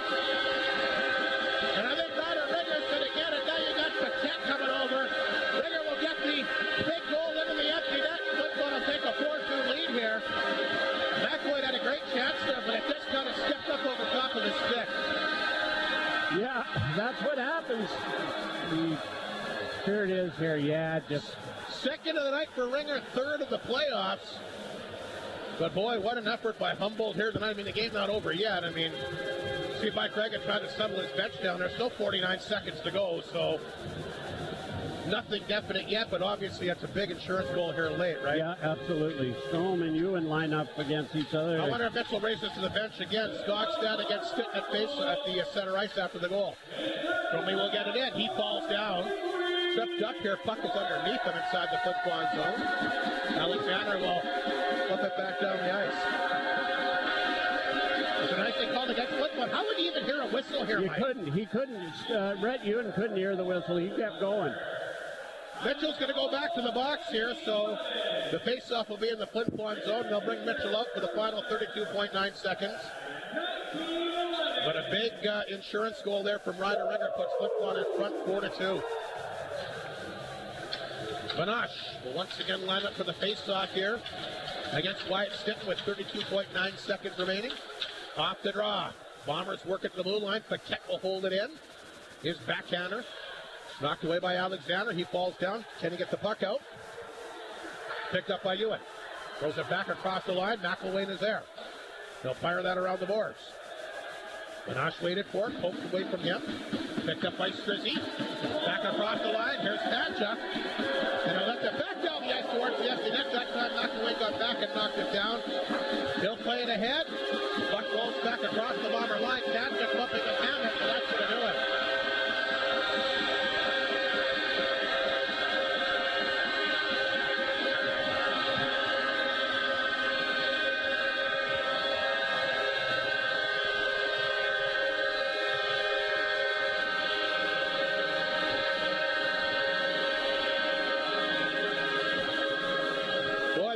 Really had to pull that one out. Gut check time for them. Struggled a bit on the power play tonight, Mike, but I thought their play away from the puck was really good here, especially late in the game. Absolutely. You're absolutely right, Rob. They second period, it's like last night. They came back hard in the second period and played a great third period. That being said, the Humboldt Broncos had a great game too. They didn't give up. They came out like we knew they would. I know they wish they could have got a split here.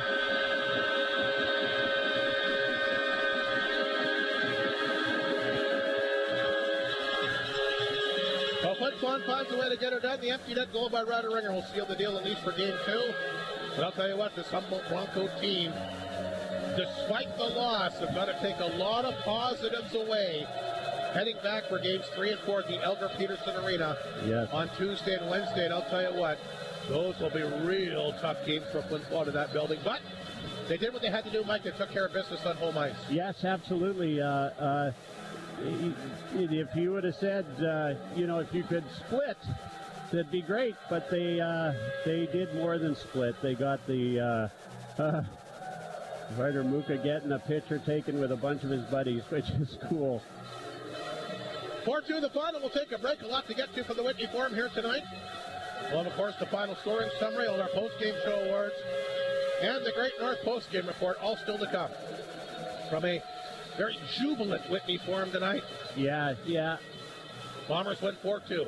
You're listening to Crate Furniture Flin Flon Bomber Playoff Hockey on 102.9 CFAR and FlinFlonOnline.com. Hudbay is proud to be a sponsor of this Bomber broadcast. 15. From donations for bursaries, hockey schools, clubs, community events, charities, and so much more, Hudbay has supported our community with dedication and generosity, contributing to events and organizations. Hudbay thanks the people of Flin Flon for their continued support.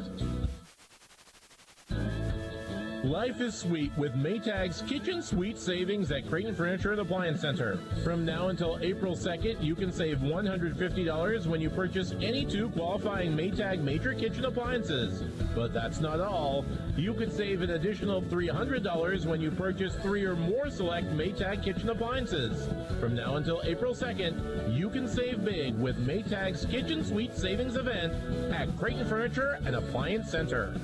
Help make your smile be the best it can be with Spring Hill Dental, offering a wide variety of treatments and services, and now they bring the denture expertise of Manuke and Coster denturists from Winnipeg. They do dentures, repairs, relines, and new complete and partial dentures. Maintain your smile by scheduling an appointment in person at their location at Atinica Mall or by calling 204-623-1999. Spring Hill Dental, open Monday through Thursday from 8 a.m. to 6 p.m. and open until 4 p.m. on Fridays. Spring Hill Dental in the PA. Bailey Homes provides ready-to-move homes as unique as your family. They'll be at the 1029 CFAR Trade and Leisure Show April 24th to the 26th to answer any questions you may have. From the quality of the build to the care of the move, let Bailey Homes make your dream home a reality. They have the experience bringing custom homes to the north. Find out more by visiting bailey-homes.ca, and they'll see you at the trade show at the Sportex April 24th to the 26th. There's always delicious food items to try out at your local McDonald's at the Flin Flon Walmart location. Brand new to the menu include the cheesy jalapeno bacon quarter pounder, the smoky maple bacon breakfast sandwiches. How about something just in time with summer on the horizon? Tropical and watermelon lime fruit splashers and the peach passion smoothie. And how about another brand new menu item, the cinnamon swirl. Try one today, a buttery brioche roll swirled with cinnamon filling and topped with delicious cream cheese. Brand new with the classic cinnamon taste. Your McDonald's location at Walmart, once again offering curbside pickup, so don't forget to download the app. 10 seconds. Collect McDonald's rewards for free food. Sit and relax in the comfort of your own vehicle and await your order. McDonald's, wishing the Flin Flon Bombers all the best through this year's playoff run. You're on. And welcome back to Whitney Forum. We got, of course, the final scoring summary here to the Bombers hang on for the 4-2 victory tonight. Let's recap the scoring summary. Banash, what a game he had for the Broncos. He gets his first of the playoffs. The only goal of the opening period. Stroman, the assist at 9:03. And again, just a nice, quick release. And I'm not sure if keeper got caught off guard.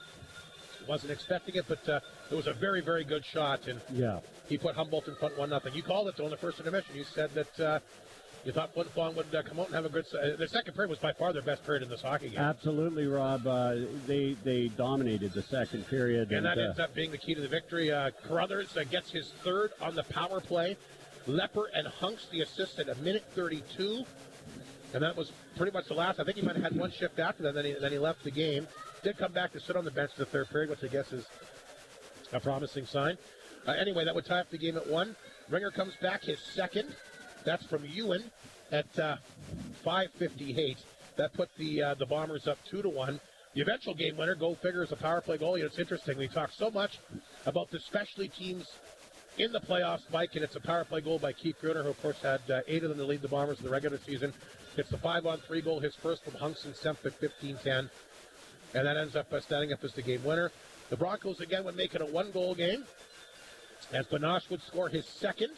Got that beautiful backhand off the pad of keeper. He picked it up. He was able to put the backhander in. His second from Stromey. And the defenseman Stelbaski also got an assist on that one, so that made it 3-2. 40 minutes of play. And we had to wait till literally the last minute to get our next goal. It was the empty netter by Ryder Ringer. Second of the night, third of the playoffs, able to get it. McElwain was back, just kind of took a bit of a hop over top of his stick. And it goes in, and Ringer will celebrate his third. Lepper the assist on that one at the 19:11 mark as the Bombers escape with a 4-2 victory here tonight. Boy, Humboldt really pouring it on there late. But again, I mean, we talk a lot about the Flin Flon Bomber offense, which is certainly very good. But their play away for the puck, in particular, a great play by Landon Alexander late. I mean, we always talk about the big hits, but he made a good rush to get it down the ice. Yeah. Rhett Ewan also led a good rush down the ice late, and, you know, their play away for the puck, able to hang on for the big victory here tonight. So again, the Bombers double up on the Broncos by a score of 4-2. Shots in the period, 11-6 Flin Flon. The Bombers wind up with 41. The Broncos with 32. And once again, Flin Flon, lots of power plays. 2 for 8. 2 5-on-3s. The second 5-on-3, Mike. How about that Humboldt penalty kill? I don't know. I think Flin Flon had one shot on that entire 5-on-3. They took a lot of shots, but the Broncos got one through. Miserable on the blocking of them. They blocked I don't know how many. That was unbelievable to me. It was an incredible hockey game, Rob. It was fun to call. It was fun to listen. If you can get down here for any of these playoff games, you should. No better entertainment than here at the Whitney Forum. So Flin Flon winds up 2 for 8 on the power play. Like I mentioned, that's 2 5-on-3s. And the Broncos will finish up 0 for 3. So it's a 5 power plays for them in the 2 games. They'll be looking, obviously, for more chances back in their own building coming up on Tuesday and Wednesday. So that's the final score. We'll take a break. Mike Slip's got all his post-game show awards ready to go. We'll get to those momentarily here on 102.9 CFAR and FlinFlonOnline.com. Life is a contract sport. Okay. Sometimes it hurts, but thanks to Chiropractic on Main, it doesn't have to. Everything about your ankles depends on a good foundation from below. Have your feet work for you, not against you. Get into Chiropractic on Main across from the post office today. Don't suffer from agony or defeat any longer. Chiropractic on Main. Feel the difference in every step. It's Truck Month at Great North GM, and all throughout the month of March, you can get up to $8,000 off or 0% financing for up to 72 months on select 2025 trucks. It's never been a better time to get your dream ride, so head to Great North GM in the Paw, 212 La Rose Avenue, or check out their website at greatnorthgm.ca for more details on Truck Month, because it's always a great day at Great North GM. The North of 53 Co-op is proudly Canadian, not only serving Canadian customers, but working with their Canadian suppliers. And it starts at the grassroots. The Co-op partners with farm families who manage the care of their operations so you can feel good with what you serve to yours. Meats, fruits, and vegetables, raised, grown, and produced by Canadians for Canadians, can be found at the North of 53 Co-op. You're at home there. After the final horn, 1029 CFAR keeps playing the music that makes your day. Wake up with me, Raphael Saray, in the morning. Middays with Dallas Clark. Behind the mic, woo. All kinds of fun-filled stuff for you and the entire family. Find out everything that keeps you connected. It's what makes us your radio. The Bombers and beyond. CFAR 590, FlinFlonOnline.com, and 1029 CFAR, your radio. Hud Bay is proud to be a sponsor of this Bomber broadcast. From donations for bursaries, hockey schools, clubs, community events, charities, and so much more, 10 seconds. Hud Bay has supported our community with dedication and generosity, contributing to events and organizations. Hud Bay thanks the people of Flin Flon for their continued support. You're on. Alrighty, Mike Slip, fire away. KFC 3-star selection. I'm going to go with the 3rd-star Matt Keeper. He didn't have a ton of hard shots, but he made the ones he had to. A couple of big ones late there. Yeah, absolutely. And I know he wanted that first one back, but every goalie has those. Ryder Ringer, 2nd star, he was, again, a couple of goals, but all over the ice and always, we're going to sound like a broken record, but tonight Keith Gruner came out to play hockey, as he does all the time, and got injured in the middle of the 3rd period, I believe, but came back and I just thought played a great game. Warrior of the game. For Flin Flon Insurance. For Flin Flon Insurance. I'm going to go off the charts here. When I... You're going to pick just one guy tonight, Mike? No, I'm going to pick more. But okay. when I think of a Warrior, it's a guy who carries a team. He's selfless. He comes to play, and I'm going with Leighton Carruthers. He came back on the bench to boost his players. You knew he wasn't going to come back on the ice, but he was the Warrior of the game. But that being said, Ryder Muka had a great game. Anthony Piccinino, as always, he was throwing the body around again tonight, and it's not that big a body. Cohen Semp, a great game. So those would be the honorable mentions. Chiropractic on Main, hit of the game goes back to the 1st period. There was a lot of hits out there tonight, no Rob. kidding. Alexander on Penrod. He's a pest, but good player. But you knew Alexander was going to get in the mix somehow, and that goes all the way back to the 1st period. Good job there, Mike. Let's bring the head coach of the Bombers in, Mike Reagan, who's made his way up here after his team picks up a hard-fought 4-2 victory here in game number 2 here tonight, Mike. And a little bit of a shaky 1st period, but boy, you certainly came out in the 2nd. That's the difference in the game. You score 3 or 4 goals in the game winner by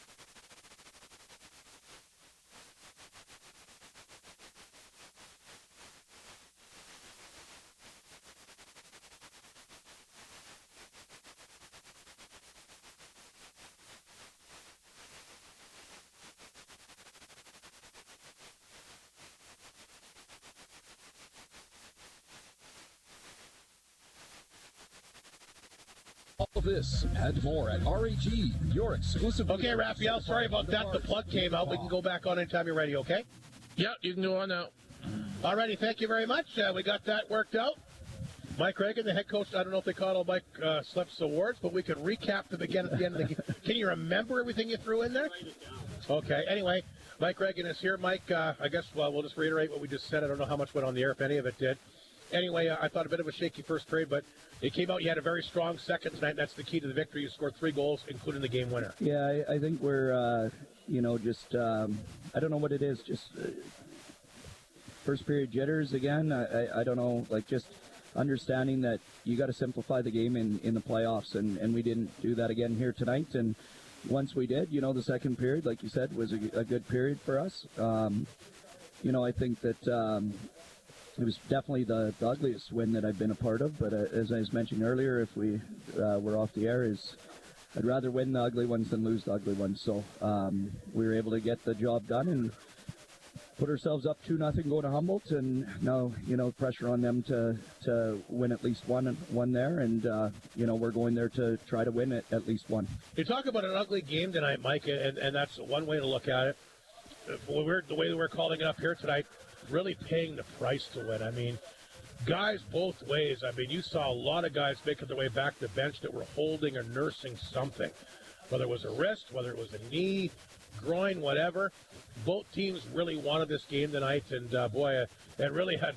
You talk about playoff hockey. This was playoff hockey here tonight. You talk about battling within the battle. For sure, Hardy. Going into the third period, we just told the guys, hey, listen, we might not be at our sharpest here tonight, but let's grind it out. Let's have a big win with character and our heart, and just grinding and doing whatever it takes to win, and we definitely did that here tonight. It wasn't pretty, but got the job done.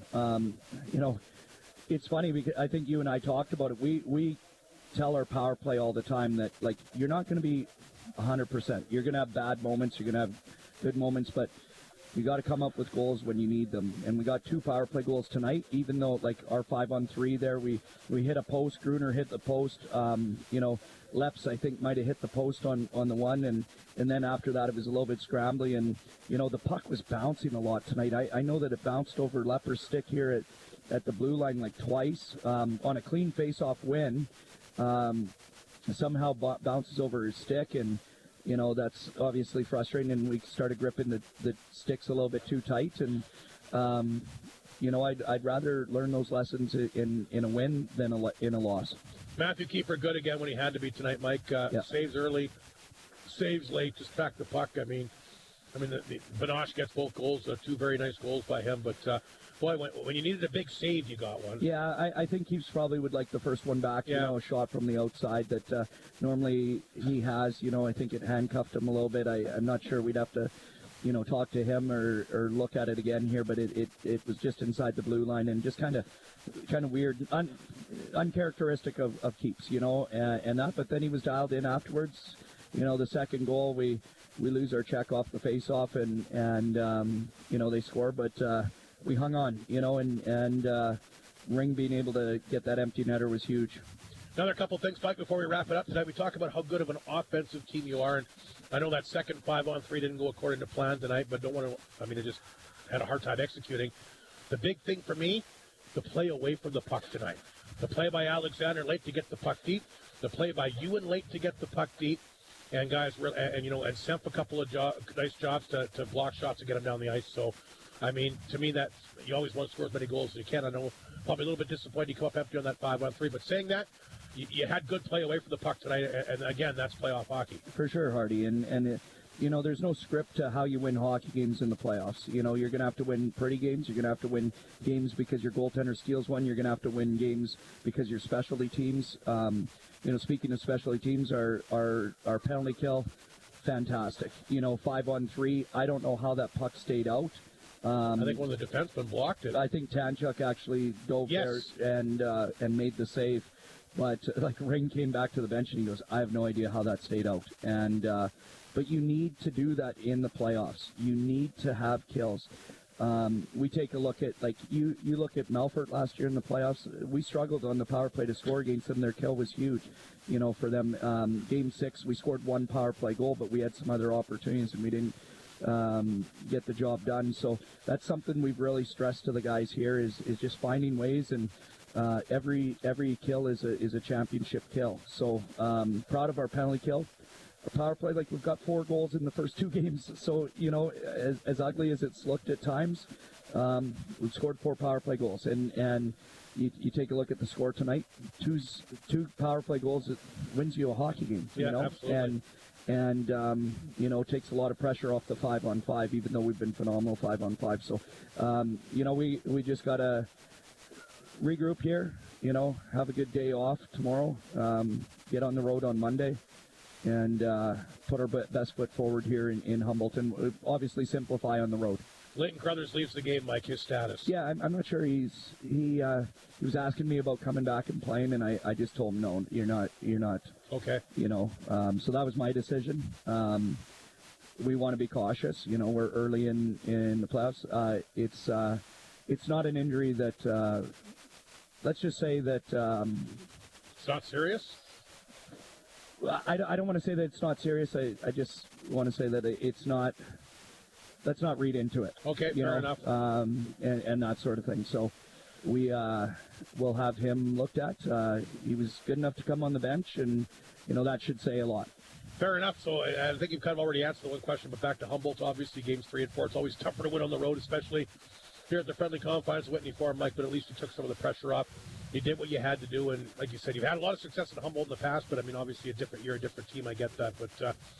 You did what you needed to do. Yeah, and you know what? I think it might be good for us to go on the road. I think that there's a lot of pressure when you're at home. You got to perform. Like there's that stress of, hey, if we drop one here, they get home ice advantage, and you don't want that. So quite often, starting on the road isn't a terrible thing. I mean, we did our job here. Now, like you said, Hardy, it takes a little bit of pressure off us. And it puts a lot of pressure on them to take 2 there. So I don't think that they want to come down here, back up here down 3-1. So we're going to focus on our game for Tuesday night here.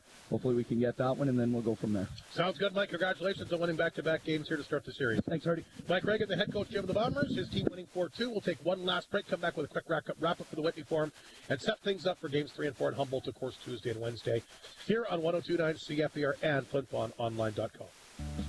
Clear. Okay, I had to play some, so we're at 3 left. Wait, who are you calling honey?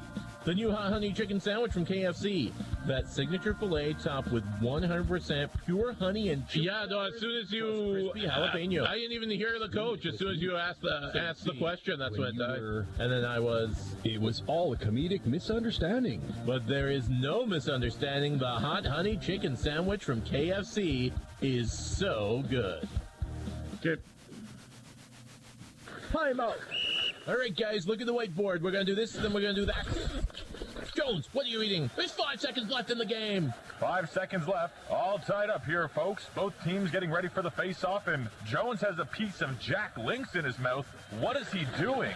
The puck dropped. Jones grabs it. He has some room. He shoots. He scores! The Bombers win, and now fans are throwing Jack Links onto the ice. This is madness. Arctic Beverages and Jack Links Beef Jerky. Feed your wild side. You want a home where you feel happy, comfortable, and at ease. You don't want to deal with cabin fever in your downtime, and Samsung knows you deserve better.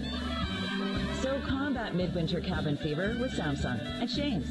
Shop for anyone from 3 to 93. You'll find everything you need and everything you want for everyone in your family. From TVs, tablets, and smartphones 10 seconds. Appliances, Samsung helps create a lifestyle that fits you and kicks cabin fever to the curb. Samsung and Shane's at the Utinequim Mall in the Paw. You're up. All righty, quickly before we wrap things up, the McDonald's out-of-town scoreboard. The Battleford Stars have even up their best-of-7 affair. They've beaten Weyburn 5-2, a big win tonight. And Melfort looks like they're on their way to taking a 2-game-to-none lead on Kindersley. A 5-1 lead here late in the third period. And who's kidding? Kindersley isn't coming back to win that game. So Looks like Melfort's going to jump up 2 games to none. Just the one game in the MJHL playoffs tonight. Like we mentioned, the Northern Manitoba Blizzard have even up their series with Neepawa. They knock off the Titans tonight by a score of 4-1. Rest of those series will go tomorrow. Closing comments, Mike Slip, as we wrap things up for the Whitney Forum here tonight. Well, super exciting couple of games, Rob. Humboldt came out hard and came out, angry, which they needed to do. Lost their composure a couple of times, but, it's playoff hockey, and that happens, and, that you got to battle for your guys, but the Leighton Carruthers story is a story, as I say, and Mike Reagan mentioned that it says a lot about the young man coming back on the bench. He wanted to play. He asked the coach to play. Coach said not tonight, and that's why he won the Warrior of the game tonight. There you have it. I should mention this before we close things off. I forgot to mention the game just got so into the game tonight. The Hapnut class of 1980 are having a big reunion. They're going to be celebrating 45 years, and they just like to let people know that if you can sign. They got 60 people sign up already. Some former Bombers coming back. Big names from the past. Brent Saperja, Dave Fisher, Kelly Davis. Todd Boyd will be attending. So they have a Hapnut class of 80 reunion Facebook page. If you could make your way back, could you please let them know? And we'll of course, update that a few more times. But I apologize, forgot to mention that throughout the game. A lot going on tonight, but reunions are always a lot of fun, and some big Bomber names there for sure. What amazes me about Flin Flon is when they have these sort of reunions, how many people come back. It's, in my hometown, not quite the same, but in Flin Flon, people, the passion for Flin Flon runs deep, Rob. It certainly does. That's going to do it for our broadcast here tonight. The Bombers take it 4-2. We'll take a 2 games to none lead and head off to Humboldt for the Elgar Peterson Arena games 3 and 4. Coming up, of course, on Tuesday and Wednesday night. I want to thank Raphael Saray, our operator-in-chief back at CFAR Control. Mike Reagan, Brendan Klamosko once again for their comments before and after the game tonight. Our Creighton Pizza player profile, Rhett Ewan, and, of course, a great touch back with Jordy Douglas in the Flin Flon Bomber Legend Series in the second intermission tonight. Bombers hang on for the 4-2 victory, up 2 games to none. Off to Humboldt for games 3 and 4. Don't forget, 8:30 Manitoba start times on Tuesday, Wednesday. Every single Flin Flon Bomber playoff game broadcast once again here on 102.9 CFR, FlinFlonOnline.com. We'll begin both nights with the Great North GM Coaches Show at 8:10. Drop for the puck at 8:30. Good night and good hockey. This edition of Clear SJHL Canterra Seeds Cup, in conjunction with Creighton Furniture and Appliance Center, cannot be rebroadcast. Just like to keep you on your toes, Rob. Express written consent of Arctic Radio 1982. Yeah, everything worked out. All the action that the maroon and white brings to 102.9 CFAR, CFAR 590, and FlinFlonOnline.com. Your Bomber connection. No, we were trying to get it out of the thing, and we weren't by a phone and everything, and we finally got it, and yeah. CFAR and the Flin Flon Credit Union brings you no problem. School calendar. You need to know. Let's face it, be reminded of what's up today at your child's school. Okay, sure. Community School Calendar. Every weekday morning. Brought to you by the Flin Flon Credit Union and 102.9 CFAR. Your radio. Yeah, we could probably figure something out. Right now, get 30% off with a Crave Premium 6-month plan. Well, you'll be at Northland Ford that day. Series like the White Lotus. Oh, okay. Like this. The new season of The Last of Us, premiering April 13th. What did you do? I saved her. Hit Canadian original, The Trades. I want to make things right. And the blockbuster, Venom: The Last Day. Sure. Yeah. Get 30% off with a premium 6-month plan. Offer ends April 20th. Okay, sure thing. Apply. Learn more at crave.ca/spring offer. Crave.